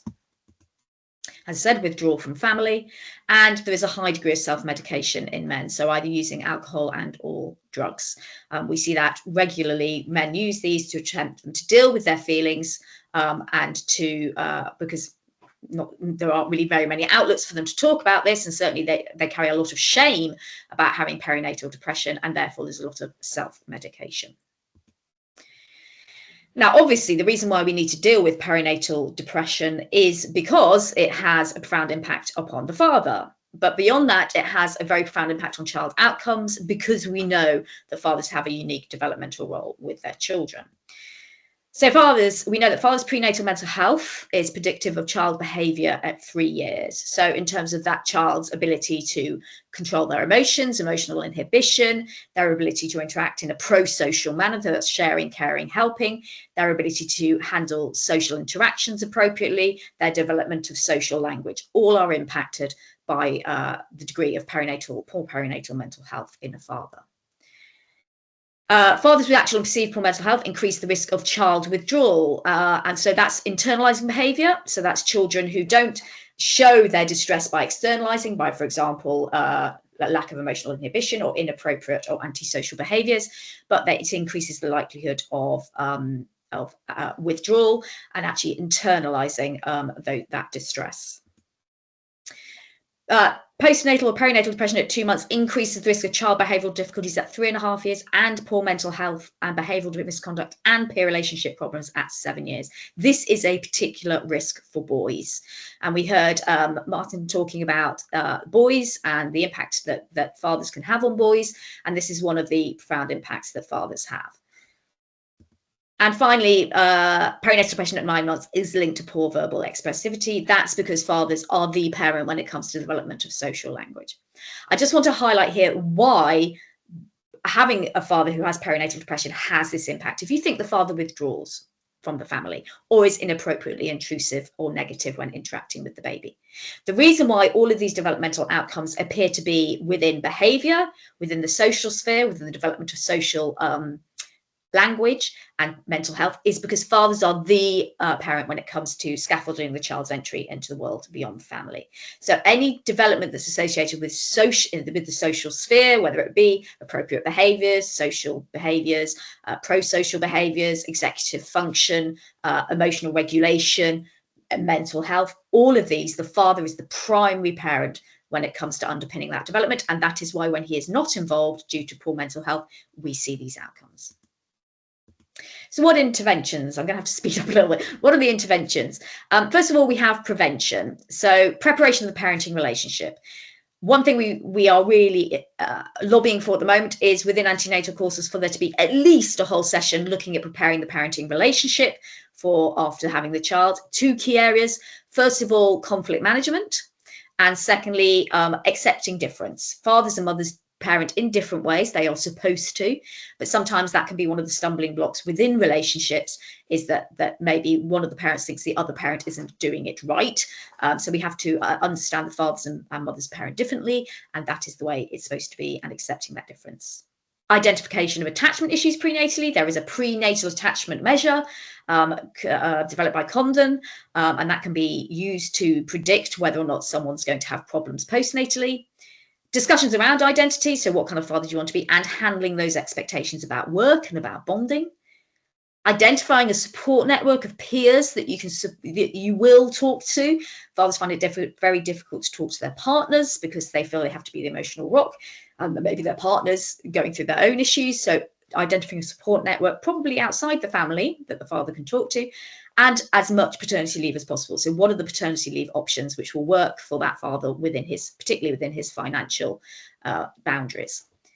Finding a role early on is important when you have a lack of interaction. Baby massage is amazing in those first few weeks. I always champion baby massage as being something exclusively that dad can do, so he doesn't feel excluded and he can start to build that bond with his baby. It's very powerful, and in fact, it's the only behavioural intervention that has been found to actually be preventative in terms of perinatal depression.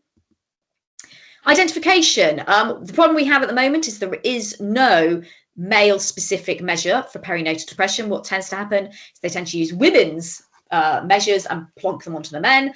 So the Edinburgh postnatal depression scale is used. Unfortunately, because there's different symptomology, it doesn't always pick up the fathers. So we do need to do something about that.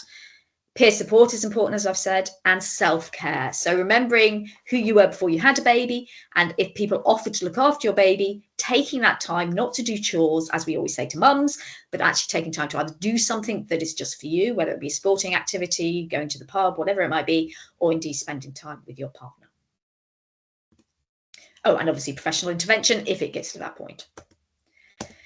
So post-traumatic stress disorder, which we're seeing increasingly with men who subjectively feel they've experienced a traumatic birth, is a psychiatric condition of persistent mental and emotional stress occurring as a result of injury or severe psychological shock, often a single event. That can be the case certainly with birth, typically involving disturbance of sleep and constant vivid recall of the experience, with dulled responses to others and to the outside world. When we look at post-traumatic stress disorder in relation to traumatic birth, it is predicted by the man's subjective experience of birth. So it's not objectively, was this birth traumatic? It is subjectively, did the man find this birth traumatic? So, you know, I learned very early on not to impose my own beliefs upon a father. I had 2 dads who I was interviewing. One had experienced really what sounded like a textbook, lovely water birth, no interventions, baby came very easily. However, he was deeply traumatized because he was used to being in control and he couldn't cope with the fact that he couldn't help his partner with the level of pain she was experiencing, and he had to really step back and allow her to take that lead, and he found that very difficult, and he certainly was suffering from PTSD. Alternatively, a man who experienced a postpartum hemorrhage with his partner. She was very ill. It was very objectively a traumatic birth. He was not traumatized because he very much felt that he was in the right place and that it was being handled. So we have to be very aware that it's subjective experience of birth that matters when it comes to trauma.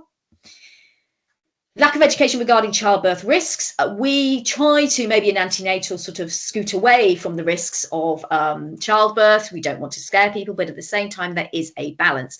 We need to prepare, particularly fathers who are an observer, and sometimes an observer that something's akin to a car crash, that, you know, things do happen, and how we're going to help support them through that, and how they can help themselves when they need to work through that, both during the trauma and afterwards.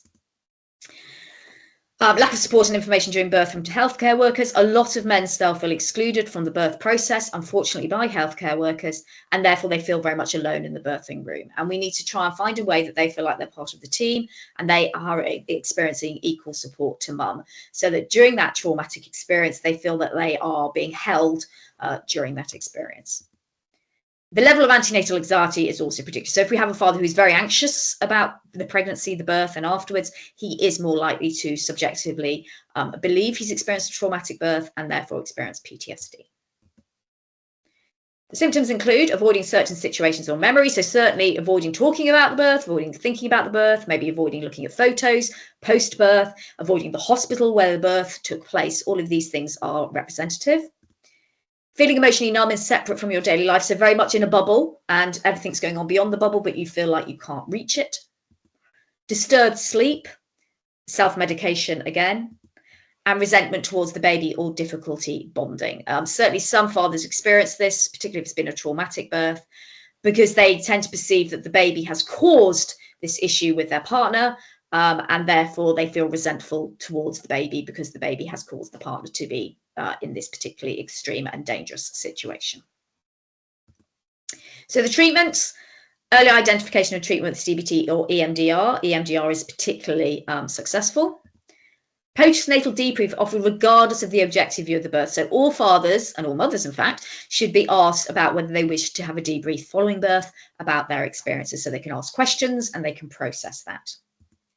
Support for the father's autonomy and self-advocacy during birth. So seeing him as an individual, an equal individual in the room who has the right to ask questions and be supported. Support his dad and his partner to make informed decisions during the birth. Avoiding self-blame. A lot of fathers self-blame, feel they should man up and they should have been able to deal with what they look at, what they're experiencing. And you need to use your support network for emotional support. I'm just going to whiz through this. I'm not going to read it because I've not got very long left at all. But let's look at child mental health. I just want to explain to you the child to father attachment. So as I said, he has an attachment relationship. As you can see, attachment relationships are developmentally significant, based on the concept of a secure base, based on the need for proximity. They provide emotional regulation and they lead to separation, distress, run apart. So that's how we identify an attachment relationship. Fathers' attachment relationships, though, are different to mothers. Mothers are based upon nurture to produce that secure base. Fathers are based on nurture and challenge. And that means that whilst they have that secure base, rather than being quite inward looking, the father's attachment is outward looking. And what he does is he takes the child and uses that secure base where that child feels confident to turn the child to the world and say, right, this is the world. I'm going to help you go out into it. I'm going to help you confront its risks, its challenges, its failures. The social interactions are going to have to be good at. I'm going to give you those skills. And if it goes wrong, you can come back to me for a hug. So it's a much more stimulatory attachment. It's much more about pushing the child's development. And that's really, really key. And as I said earlier, all fathers, regardless of their culture, have the same basic role: to scaffold their child's entry into the world beyond the family. So they are the parent, they are the primary influence on behavioural and cognitive development in the social sphere. They are the person who's going to make their child survive and thrive in our very complex social world, which you need to be able to navigate appropriately with appropriate behaviours, with appropriate cognitions, to be able to actually succeed. And it's dad who does that. So they've evolved to be different. As I said, dad's role is based upon stimulation, mum's on nurture, and we see that with things like rough and tumble play from the very get-go. Dad's role evolves during their child's lifetime. So obviously we don't have rough and tumble play with a 16-year-old, but he does remain very much one based on challenge, stimulation, and support. So dads are always there pushing the developmental boundaries. Their activities with their children tend to be more physical than cerebral, and they are very much about using that stimulation to aid in that development of those of really resilience, mental and physical resilience, but good social skills, good emotional regulation skills, to be able to that child to be able to deal with all the challenges that are in the social world. So when you become a teenager, your primary attachment shifts from parents to peers. And as I said, dad is the parent when it comes to scaffolding his teenager's mental health and resilience. We know that teenagers with secure attachments to dad have a lower risk of depression, eating disorders, anxiety, low self-esteem, and self-harm. And that's multiply replicated data across many cultures. We know that, again, those stimulating one-to-one activities are still key, but they are led by the teenager. So it's not about doing anything fancy with your teenager to help their mental health. It's about one-on-one time led by the child, usually doing something that might be washing the car, walking the dog, cooking Sunday lunch, watching a football game, even having a football game. But it's about that one-on-one activity, which allows the child to feel important to you because you're spending time with them, and allows the time for chat, but particularly whilst doing an activity. We know that acceptance of teenagers by fathers leads to self-acceptance, reduced negative internalizing and externalizing behaviors, and effective regulation of emotions and behaviors. And biobehavioral synchrony is particularly key for stress regulation. Biobehavioral synchrony is when, I'm sure you've heard of, when two people are closely bonded, things like their heart rate and their blood pressure, their stress levels, all these sorts of things, body temperatures come into synchrony. It's very important in terms of helping kids, teenagers, regulate their stress levels, particularly during teenagehood, and it's particularly important in the father-to-child bond. So dad's influence on daughters, as Martin said, dads are as important to their daughters as they are to sons.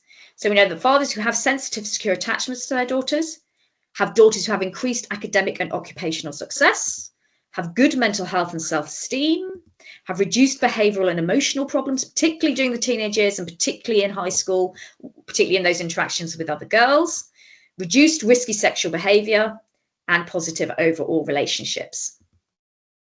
The question is, why do they have this impact? So dad's having this greater impact, particularly on how daughters navigate their school relationships than mothers. We know that girls have more intimate, more emotional, and more fragile relationships than boys during teenagehood, and are more susceptible to interpersonal issues, perceived peer judgment, emotional vulnerability, and internalizing problems. And we know that dad is the guy who has underpinned the development of resilience. He's underpinned social behavior. He's underpinned the ability to interact positively with other people in terms of peer relationships, if you remember all that, those outcomes from the postnatal depression research. And because dad is that person, that role in social development, it is he who is the most influential parent when it comes to his daughter being able to navigate the social world and being able to get out of teenagehood pretty much unscathed. Also, fathers are representation of the patriarchy within the home. Fathers, as we know, it's still quite a patriarchal society. Girls are still given the message that you have to be meek and mild and not assertive and not raise your voice too high and not be seen as, I don't know, intimidating or whatever because you happen to have an opinion.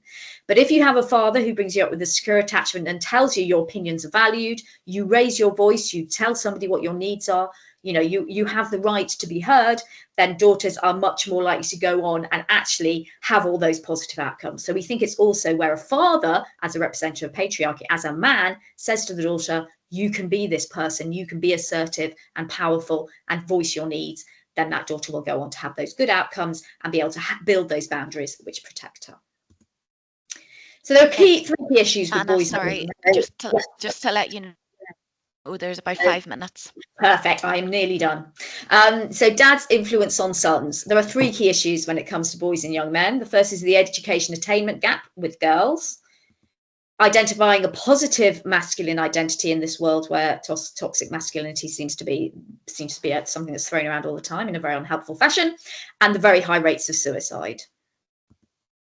So dad's influence on sons, as with daughters, they underpin a child's mental health. So again, that one-to-one time, that stimulatory relationship, that spending time with your teenager, showing that you value them and you value who they are, is very important for sons, and certainly reduces the risk of things like suicidal ideation, for example, self-harm and other mental health issues.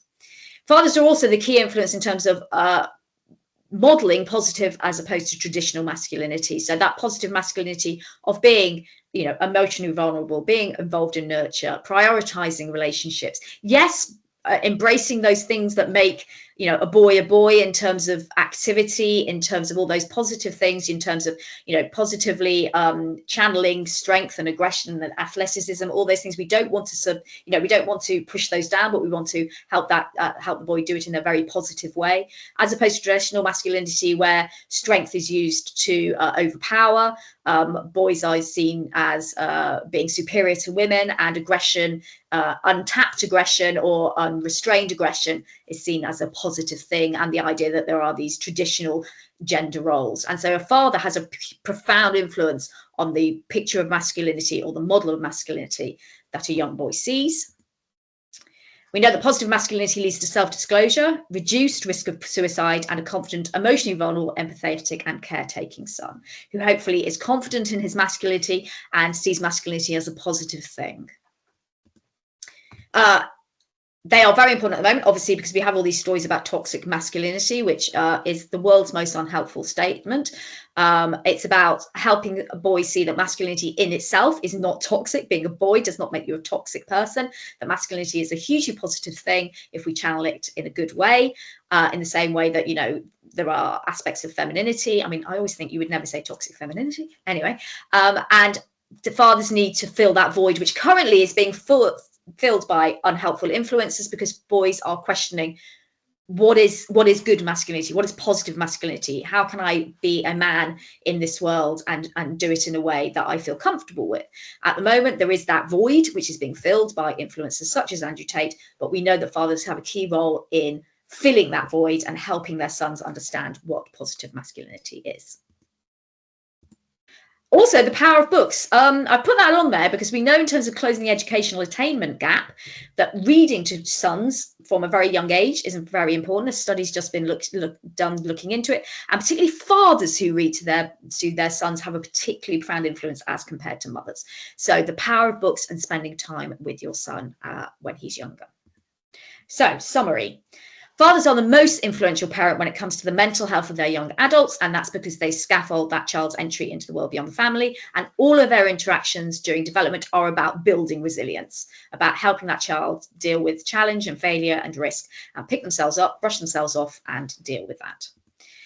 Fathers have arguably a more powerful impact on the development of their daughters than their sons, or at least equal, and that is because they have this role in scaffolding the social world for their children.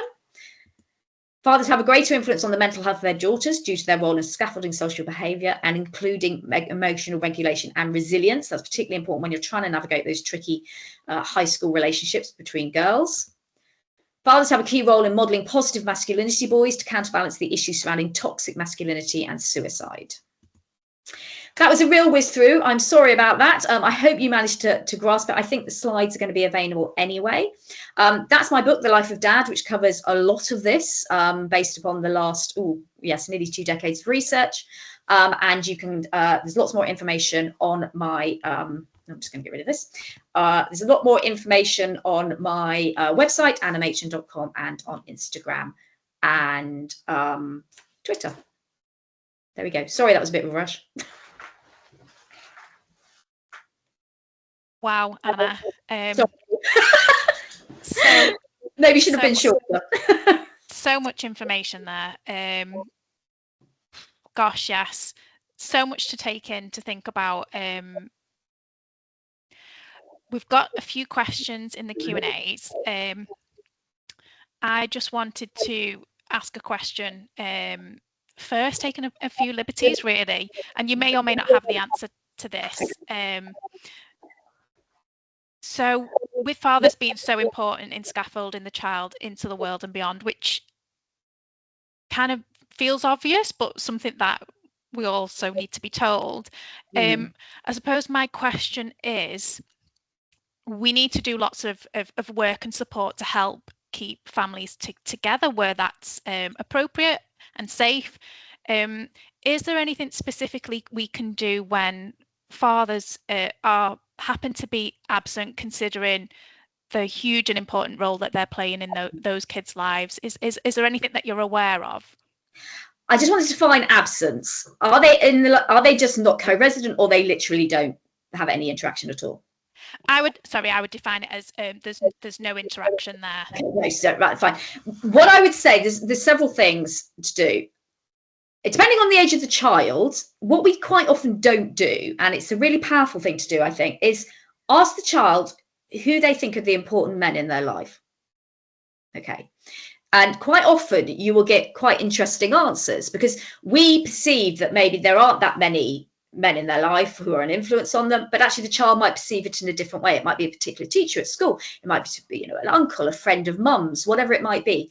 And if there is somebody, it's about trying to bring that person into the fold. Because as I said at the beginning, it doesn't have to be the biological father. It has to be a man who the child feels safe with, who can give that input. You know, it doesn't have to be every day, but it has to be somebody that child looks up to, and who that person can spend time with that child, doing those stimulatory activities, doing those things that fathers do to have that input into development. I will also say that when we know from brain studies that where there is literally no father involved, mum's brain does adapt actually, and does start to underpin some of these behaviors which dad brings to it. So it's not like the child won't get anything, but it's about encouraging those fathers in. If there is any way you can bring the absent father back into the fold, then that's really something that needs to be done. It really depends upon the character of the father, to be honest with you. If it's somebody who is keen to be involved but has had barriers put up, sometimes I'm afraid from mum, to having interaction with the child, it's about trying to start to take down those barriers. And a lot of that is about education, and education in terms of how important that father is to that child. And that's educating mum, and that's also empowering dad in terms of how important he is. And then it's taking it from there and facilitating time for that father with that child. Now, there are some, for example, short start centres that have dads only mornings where you can come with your kid. There are lots of dads only organisations, which, you know, like Dad Matters, who will facilitate fathers spending time with their children. So it's assessing why the father is absent, what is the reason for the father's absence. If it is a barrier that's been placed for whatever reason, it's about trying to take that barrier down. If the father is not either not interested, or he's not a safe space for that child, then it's about identifying who are the other men in this child's life. Very few children have no men in their lives, very few. So it's about just expanding idea about who a dad is. Perfect. And I'm just wondering, are you able to stop sharing? Because I think that's why I've got a bit of an echo. Sorry, there we go. Is that better? No, that's absolutely perfect. Fabulous. And I suppose it's starting by recognizing how important dads are as a starter, and then we can do all the things that you just mentioned, which is brilliant. I've got a question from Tom, who I think maybe Dads Matters locally. So he has asked, relating to identification and EPDS, do you have any insight as to the best means of assessment of things like dad's mental health, birth trauma, parental confidence? Is there anything that indicates a preference in dads towards number scales or more target outcome-based questions that can better help identify their needs? Do you know what, it's a real dearth of place. Most people do use the EPDS. As I say, it's not the greatest because it really diminishes the symptomology of a dad's experience of postnatal depression. I think it is used, but I think it has to be used within the context of also having a really good conversation with that father about his feelings, and because fathers do respond to number scales, they're fine as much as mums do, but because it's inadequate, and you're not going to get necessarily the outcome to cross the boundary that you would with a mother, it's really about placing it within context. And yes, someone's put PHQ-9 and GAD-7 there. Yes, they're general. They're like, yeah, general in terms of depression, anxiety. You can certainly use those. What we really need actually is, and there have been a couple of attempts to build a proper measure for fathers. I'm not sure how successful they've been, but we really, really need one. But to be honest, we're only going to need get one if the government invests in the idea that all fathers need to be tested. Really. And that's when the pressure will be there to have one. But I do know that fathers who have been assessed and have been open enough to having that conversation and have turned for help, they do get help. But it's about, again, also breaking down that stigma, I think. So I'm sorry, that's not really very helpful. There are, yeah, somebody else was saying city birth trauma. This is the thing, there's loads of different measures, which is why it took a long time to work out how much postnatal depression was actually in the population, because there's loads of different measures. And they're all much of a muchness, and they're all fine, but because they weren't developed for fathers, none of them, I don't think any of them should stand alone. I think you should use your judgment as a practitioner as well, in terms of whether or not you think this father needs help. And I think it all comes down to identifying needs, doesn't it? You know, you mentioned about relationships with professionals, and do dads feel seen and included? That feels like quite an easy fix, doesn't it, really, to you know identify? How it is. I've been doing this for 18 years, and I have heard the stories about exclusion, about feeling like a spare part, about in fact being told to stand outside the room so often, and I still, not quite at the same frequency as I used to, but I still hear them now. And it does sound like it's just about changing our mindsets, I think. And it's about changing our mindsets of, I think, because, you know, particularly when a woman is in labor, obviously it's an amazingly, massively physiological thing that's happening in front of you. She is absolutely the focus of attention. But we need to understand that there's a man in the room who's also going through a profound change. You can't see it, but he is, particularly in terms of his hormonal patterns, in terms of his brain. And he is equally as invested in this. And actually, a lot of mothers find it very difficult to see their husbands excluded or their partners excluded, because they've gone into it as a team. And suddenly you get into the birthing room and it's like, no, you're not a team. You're the bag carrier and you're the person doing it.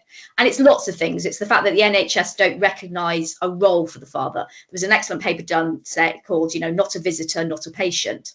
And he's fallen into a void because he doesn't have a label. Nobody really knows what to do with him. Because again, you know, only the mum and the baby are NHS patients. On the NICE guidelines, they don't mention fathers at all on the birth pathway. I mean, that's astonishing, because certainly women see it as a team thing. It's not them doing something.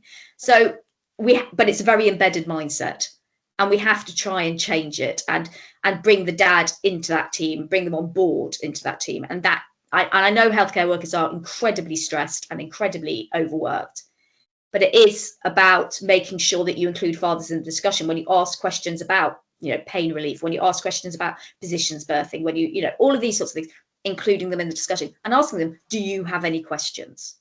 Do you have any concerns? Is there anything you need? You know, because actually they should be part of that team. So it is slowly changing, but I think it's not changing as quickly, unfortunately, as I thought it would.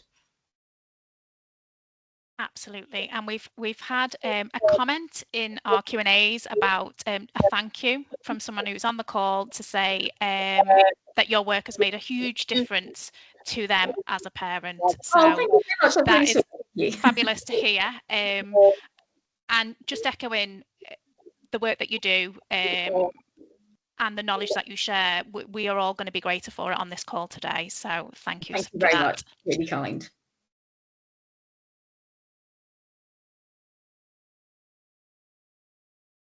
Okay, well, I think we have run over slightly for the break, but that's okay. It was really important, really good conversations, and I hope it's got people thinking and having some questions that not necessarily there's answers for, but I think that's what the whole point is to start thinking about these questions and trying to challenge the stigma, and maybe but one day we will see it all changed in our lifetime, hopefully in the next 10 years.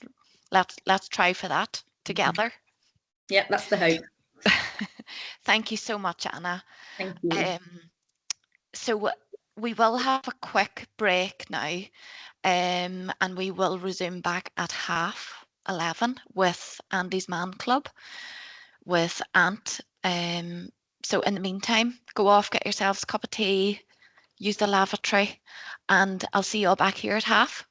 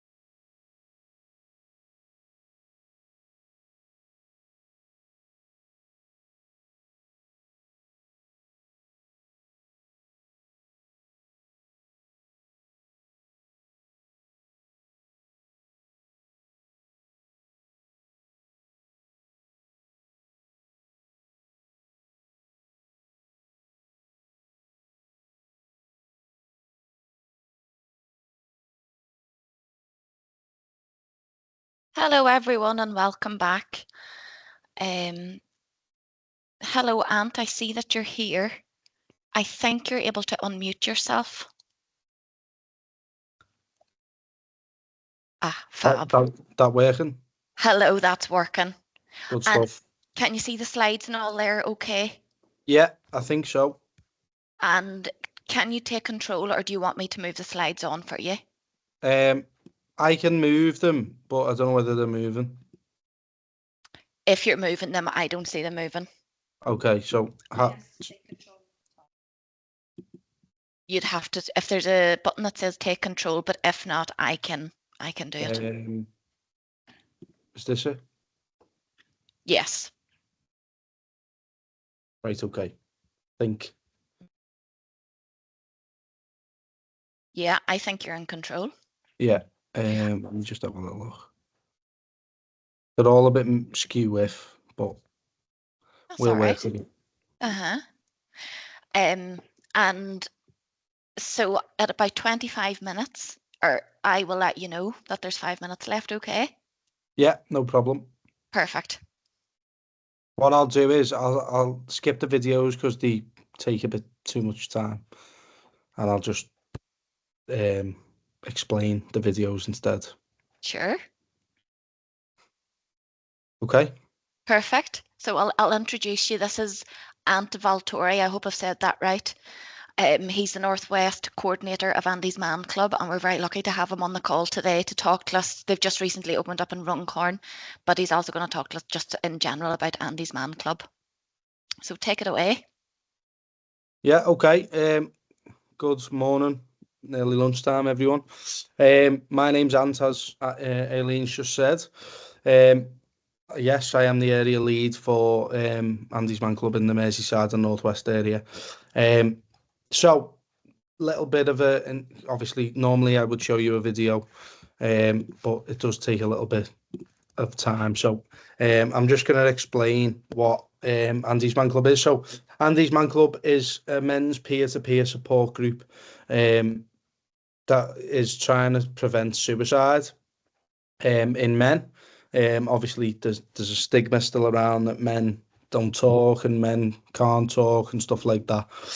So we are trying to stop that by giving men the safe space to go and have a chat about things.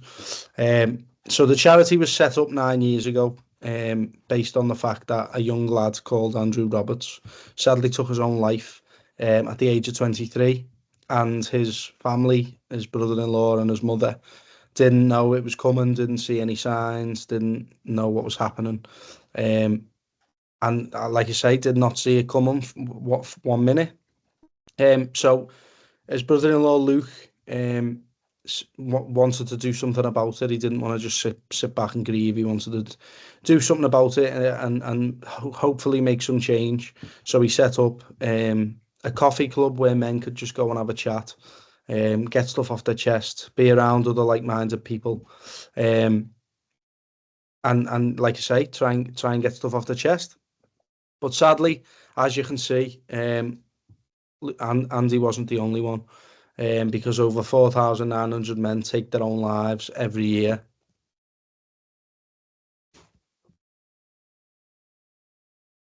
That's 12 men every day, 1 man every 2 hours.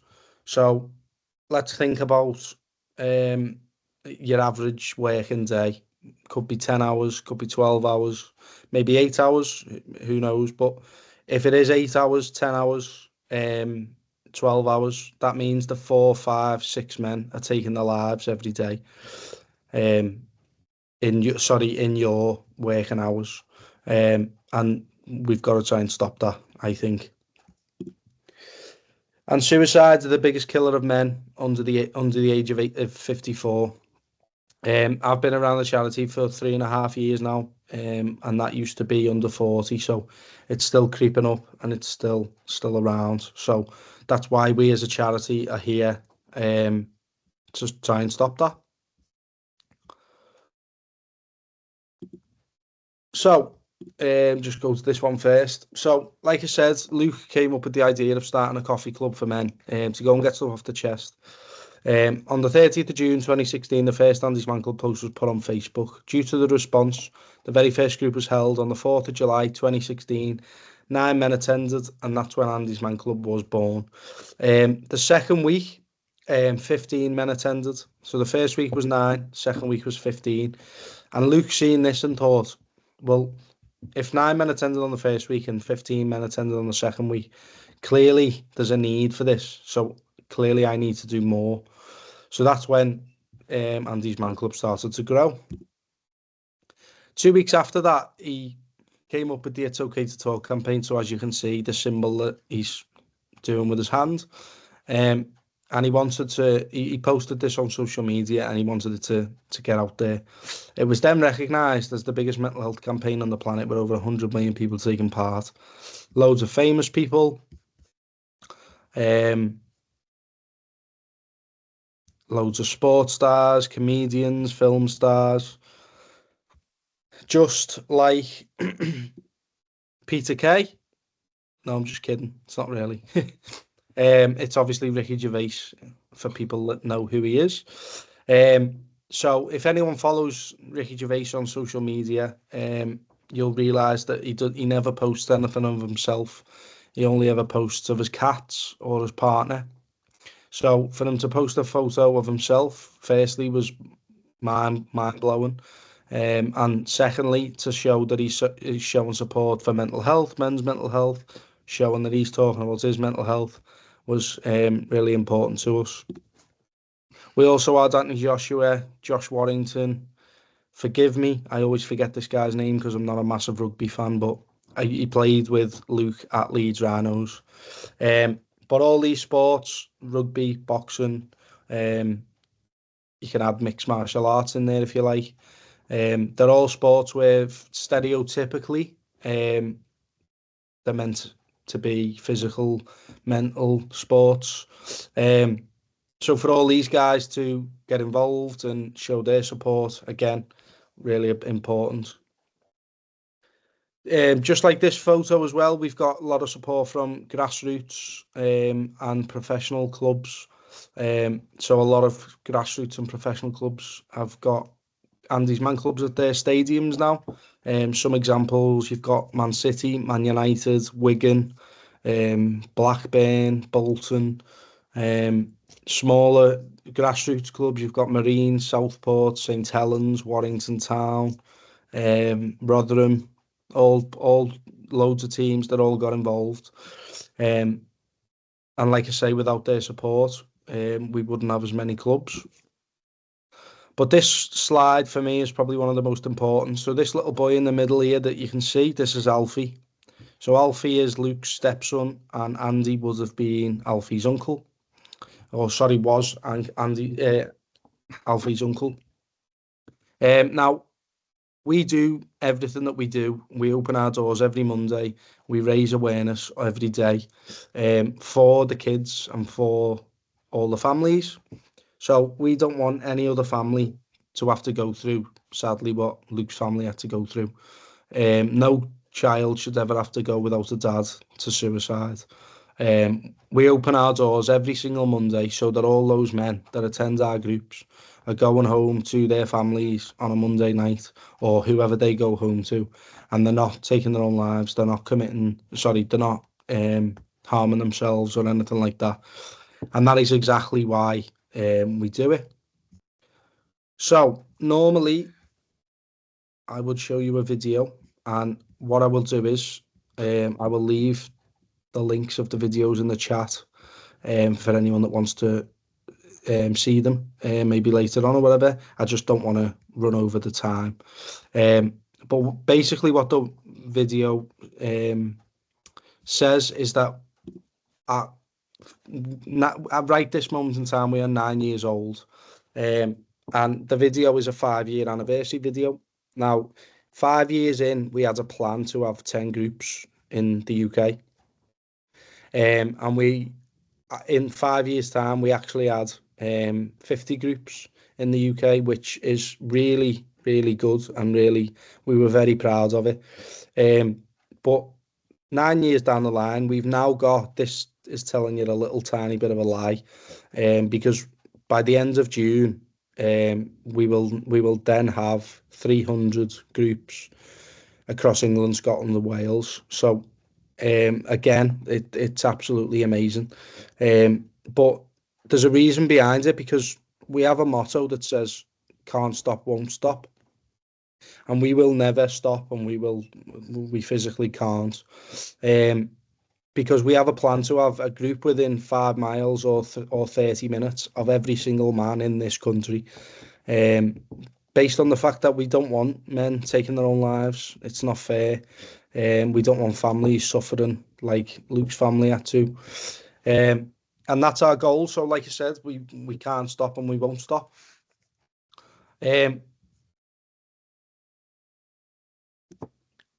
It's open to any man over the age of 18 who wants to talk to other like-minded men. We're open every Monday from 7 o'clock until 9 o'clock, except for bank holidays. Bear with me. And there's no bookings, no charges, no referral necessary. So you don't need to be referred by your GP. You don't need to fill any forms in. You don't need to sign up online or anything like that. Everything's free of charge. So the club is free of charge. The tea, the coffee, the biscuits, that's all free of charge. You can have as many cups of tea as you want, many cups of coffee as you want, many biscuits as you want. It's probably why I've got a little bit of a belly on me at the moment, because I eat a lot of biscuits on a Monday night. I've got a thing for chocolate digestives. So when I see a packet of them, I can't put the packet down. So that's probably why I've got a little bit of a belly on me, but it does help a little bit having a cup of tea in hand, a chocolate digestive in the other, and then I can get stuff off my chest and then leave the venue feeling a lot better.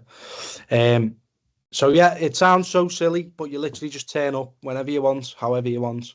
You can come once, you can come a million times, you can come 3 times, whatever. It's totally up to you, but you literally just turn up. You don't have to let us know. You don't have to let us know if you're going on holiday. Just come back when you please. Okay, so let me just, sorry, the slides are a little bit muddled up. Bear with me.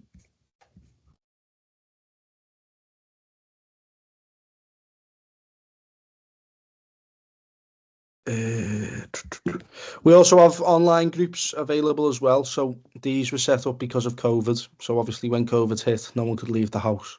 So we had to move them over to online. We were going to stop them when restrictions lifted a few years ago. But people really loved them. They proved very influential.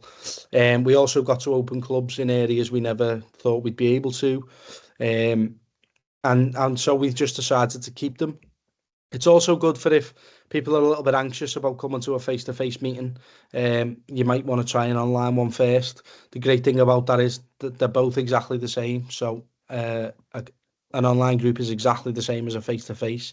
The only difference is you'd probably have to provide your own tea and coffee, because we can't pass that through a screen, unfortunately. But other than that, it runs exactly the same.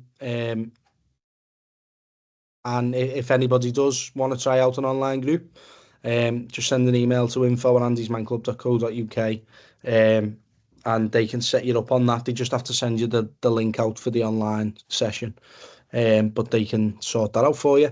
And what I will do is as well, I will leave the info email in the chat or whatever afterwards, and I'll leave my personal work email in as well if anybody needs to ask me any questions or whatever.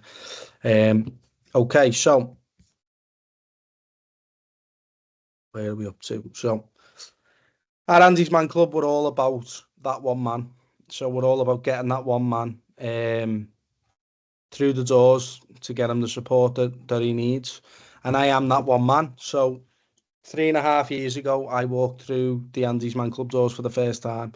I didn't realise until 3.5 years ago that I've always struggled with my mental health, because you don't really know about it until you suffer with it. Nobody really teaches you about it, or you don't get taught. Well, I never got taught about it in school and stuff like that. I always used to just ask myself questions like, why do I feel this way? Why am I always sad or whatever? So I was bullied in primary school. I was bullied in secondary school. Normally when I do presentations, I'm stood up so you can see me, and I'm 6'3". But when I was in primary and secondary, I was really tiny. I didn't start sprouting up until I was 16. So maybe that helped the bullies out. I don't know. But yeah, I loved school nonetheless. It was tough, but I still loved it. I left school when I was 16, just like most people. I went to learn how to become a football coach. I've always been into my sport and stuff, so I wanted to chase a career in that. When I turned 18, I moved over to America for 3 months, where I was doing football coaching. Really good experience, probably one of the best of my life. And then while I was in America, I had a girlfriend who was back home, but it was a very mental abusive relationship. I also lost a child to abortion and a child to miscarriage as well. Out of my hands. It obviously wasn't my choice. And it wasn't a nice thing to go through. But all this time from a young age, I think I was 19 or 20 at the time, all from a young age all the way up to that age. I was never talking to anyone. I wasn't telling anyone how I was feeling or talking about my emotions or anything like that. I was just getting on with things. I was, if you like, you can hear my accent. I was your typical Scouse lad who thought he could get on with everything. Thought that he didn't need any help, didn't need any support. Oh, I'll be all right next week. I'll be sound. Don't worry about me. Stuff like that. But unfortunately, it doesn't really work like that.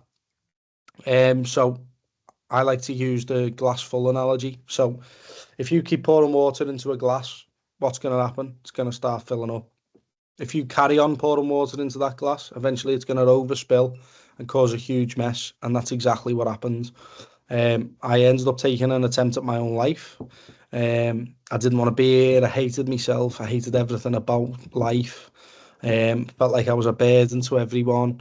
Felt like I was letting family and friends down. And I didn't see a pathway of where I was going. I didn't see an avenue or anything. There was just one thing in my head, and it was to take my own life. There was nothing left for me. Sadly, I'd love to sit here and say I went and got support after that. I didn't, because again, a typical Scouser, I didn't want to admit that I needed help. I didn't want anyone to know that I was struggling, and I didn't want to admit it. So I just carried on trying to get on with things, trying to man up. And I eventually ended up taking in a second attempt at my life, because I hadn't rectified anything. I just carried on. I hadn't changed anything, basically. Luckily for me, I had a friend who kept sending me an image that said Andy's Man Club Liverpool open tonight. And I ignored it at first, because that's what we as men do, or a lot of men do. And then she kept sending me this image, this friend, and she was doing me head in, really doing me head in, because she just kept sending me it. And I thought, well, I'm going to have to try this place out, otherwise she's just going to keep sending me it, and she's not going to stop. And so I drove there one evening, parked my car, and I sat in my car, and I couldn't get out the car. I just couldn't do it, couldn't bring myself to do it. So what I did was I sat in my car till 9 o'clock when Andy's Man Club had finished. And then I drove home and I lied to everybody about where I'd been, what I'd been up to, stuff like that.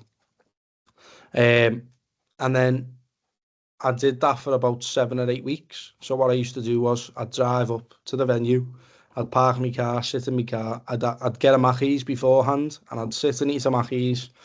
And then again, I'd drive home at 9 o'clock and tell everyone lies about what I spoke about. I then plucked up the courage 7, 8 weeks later to go through the door. There was 2 reasons really for that. One was I was becoming a little fatty because I was eating Mackey's every week. And 2 was because I knew I had to go and get help. I just didn't want to admit it. I didn't want to go and get it. But I knew if I didn't, I'd be worse off. So I plucked up the courage, I got out the car, probably one of the hardest things I've ever done. I started walking up to the venue. I had my hood up, I had a cap on, because where the Liverpool group is held, it's right in the middle of the city centre, so obviously there's a lot of people around. I didn't want anyone to recognise me, I didn't want anyone to see me. And I walked into the venue, instantly got some support. I got an arm around the shoulder. I got someone telling me that they can't wait to listen to what I have to say. And that was enough for me. That was enough for me to say, look, someone cares here, someone wants to listen. And anyway, I walked out of that venue that night, on top of the world. I felt like I'd had 10 cans of Red Bull. I felt like I could fly, everything. I felt, honestly, I've never felt better in my life. And I wanted to get that feeling again and again and again and again. So I kept going every single week to hopefully get that feeling, and I did. And then about 10 or 12 weeks later, I got approached by a facilitator who said, would you like to be a facilitator, help run the group? I said, okay, I'll give it a go. I'll give it my best shot.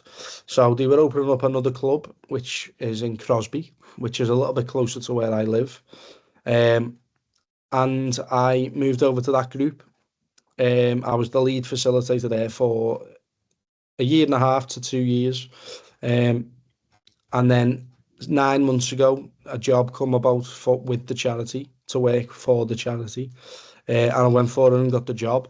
Now, I'm not saying that to be dead big-headed or for people to look at me and think, oh, look at him, he's great, he's this, he's that. I'm saying it because there's physically no lower I could have gone. Genuinely, there's no lower. I tried twice to take my own life. I didn't want to be here. Hated everything about life. And life is so precious. Genuinely, it is. To want to live is really important. But I took the job, and I do what I do now every day to help that next man who doesn't know of these types of places, doesn't know that there's support out there, doesn't think it's okay to talk, thinks it's weak to go and talk about things, because it isn't. It's actually very strong. It's actually very important to do. Andy's Man Club saved my life. Genuinely, it did. Without it, I wouldn't be sat here talking to everybody now. I know it's saved other people's lives, but if I can hopefully save one more man's life, or at least help him in the right direction, hopefully I'm doing something good. So yes, let me just find the next slide. So like I said, we've won loads of awards as well. We've won the National Diversity Award, we've won the Queen's Award, and like I said before, the one thing that we'd like to win is getting that one man through the door, to get him the support that he needs. Bear with me. So we also have to thank all the wonderful women, because without them, we wouldn't be able to run this charity. Yes, our charity is mainly about men, but we have a lot of women supporters. So we've got women staff on the admin team, the marketing team, the events team. And we've got a lot of women who support us on social media, like sharing our posts, telling their male family and friends about us. And there's a funny story also about a woman who once drove her husband to one of our groups. And this is genuinely, hand on heart, this is not a lie, right? She drove her husband to one of our groups and genuinely booted him out of the car and said, don't come home. So this fella had two options. He could either walk home in the rain and the cold, or he could come into one of our groups, see what he thought, get a nice warm brew. That's what he chose to do. And he's now a facilitator for us, and he has been for like 2 years. The moral of the story there is, without that woman's help by booting him out of the car, we don't know where he would have gone. We don't know what he would have done to himself. And that's why we have to thank the wonderful women in our lives. So if you're going through a storm, or you've just been through one, or I might have just bored you for the last 20 minutes, you might know someone who's going through a storm or just been through one. If so, go to www.andysmanclub.co.uk. When you get there, it'll say find your nearest club. When you click on that, it'll ask for your postcode or a postcode that you're looking for, and it'll come up with all the nearest clubs to that postcode. I'm going to ask in a moment if anyone's got any questions, but if anybody doesn't, if anybody doesn't want to, or they're a bit nervous to, or whatever, I understand. Feel free to send an email to info@andysmanclub.co.uk. It'll come through to me. I'll leave my work email as well in the comments, so that if anyone wants to ask any questions there, that's absolutely fine. But before I ask about questions, I do ask for one little favour. So everybody, what's in here now? Is there 80 odd people? Everybody's just heard about Andy's Man Club. That means that we can actually have 160 people know about Andy's Man Club, because everybody in this call can go away and tell one more person. You don't know whether that could help that person or somebody that person knows. And it also just starts up that conversation. So unfortunately, nowadays, we don't talk to each other enough. We're always on our phones. We're always watching the telly. We're always on our laptops. We don't ask each other, how's your day been? Or has anything bad happened today in work? Do you want to talk about it? Or has anything good happened? What's happened that's good today? We don't have those conversations. So it starts off that conversation. Go and ask someone, how's your day been? What's happened today? Is it anything nice happened? And that's how we do that. So, yes. Does anybody have any questions for me? I'm overseeing the questions, and we've got a few questions that have been posted. But first off, thanks for sharing your story. It's so moving to hear people's stories, and I just think it's so brave, and I think lots of people will echo that. And it's really, really powerful, because I think it resonates with other people, and they, like you said, they can then think, well, if they've done it, I can do it as well. And perhaps with a little bit of help of a wife or a mother or a sister or a friend booting them out the car. So yeah, a few questions. I just wanted to clarify, and forgive me if you've already mentioned this, just to say, men don't have to talk, do they, if they attend the group? They can just attend and sit and be with other men. Is that correct? Yeah, so what we do is we pass a ball around. So if you've got the ball, that's your time to talk. And then obviously once you pass it on, it's the next person's turn, and so on and so forth. But if you get the ball and you just want to sit there and listen, or you just want to be in the room, just pass the ball on. It's as simple as that. No one's going to pressure you into talking. Yes, our motto is it's okay to talk, and we're going to encourage people to talk, but we understand that it takes people a little bit longer or a little bit more time. And that is the main thing. There's no pressure whatsoever to talk. Brilliant. I'm putting you on the spot now. So Kirsty has asked, can you just turn up? Which I've answered, and you've answered, yes, you can just rock up. Can you remember what the venue is in Runcorn, which has been recently opened? Because off the top of my head, I couldn't remember. So I'm going to put you on the spot to see if you can remember. Yeah, it's a primary school, Westfield Primary School. Brilliant. I can't remember the actual full address, but it's. They can find it on the website. We're based at Westfield Primary School, and the website will have the full address on it. Oh, someone's put the full address in the chat, which is fabulous. Perfect. Doing the job for me. We've had a question about, is there any provision for boys under 18 or any plans for this? Not as of now. In the future, based on the fact that, one, I can't make them decisions. It's above my pay grade, unfortunately. And two, it's a big, massive safeguarding risk. So we would have to have all different safeguarding stuff in place for that to happen. So the short answer is no at the moment. The long answer is I can't make them decisions, unfortunately, in the future. But I don't know. it's probably worth pointing out for those who do live or work in Halton, there are groups, men support groups available to look at on the Calm Your Mind website, and some of them, one off the top of my head is called Thrive, and they do walks in the Lake Districts and other areas like that, and sometimes they do dad and sons walks as well. So there are organisations that are doing stuff together with the under 18s. Another great, sorry, let me just jump in there. Another great app as well is the Hub of Hope. So this is for men, women and children. So if you put whatever the person or child is struggling with, you can select a number of things and obviously your address. It'll come up with all the services in your area, and there's hundreds of services on there. So do have a look at that as well.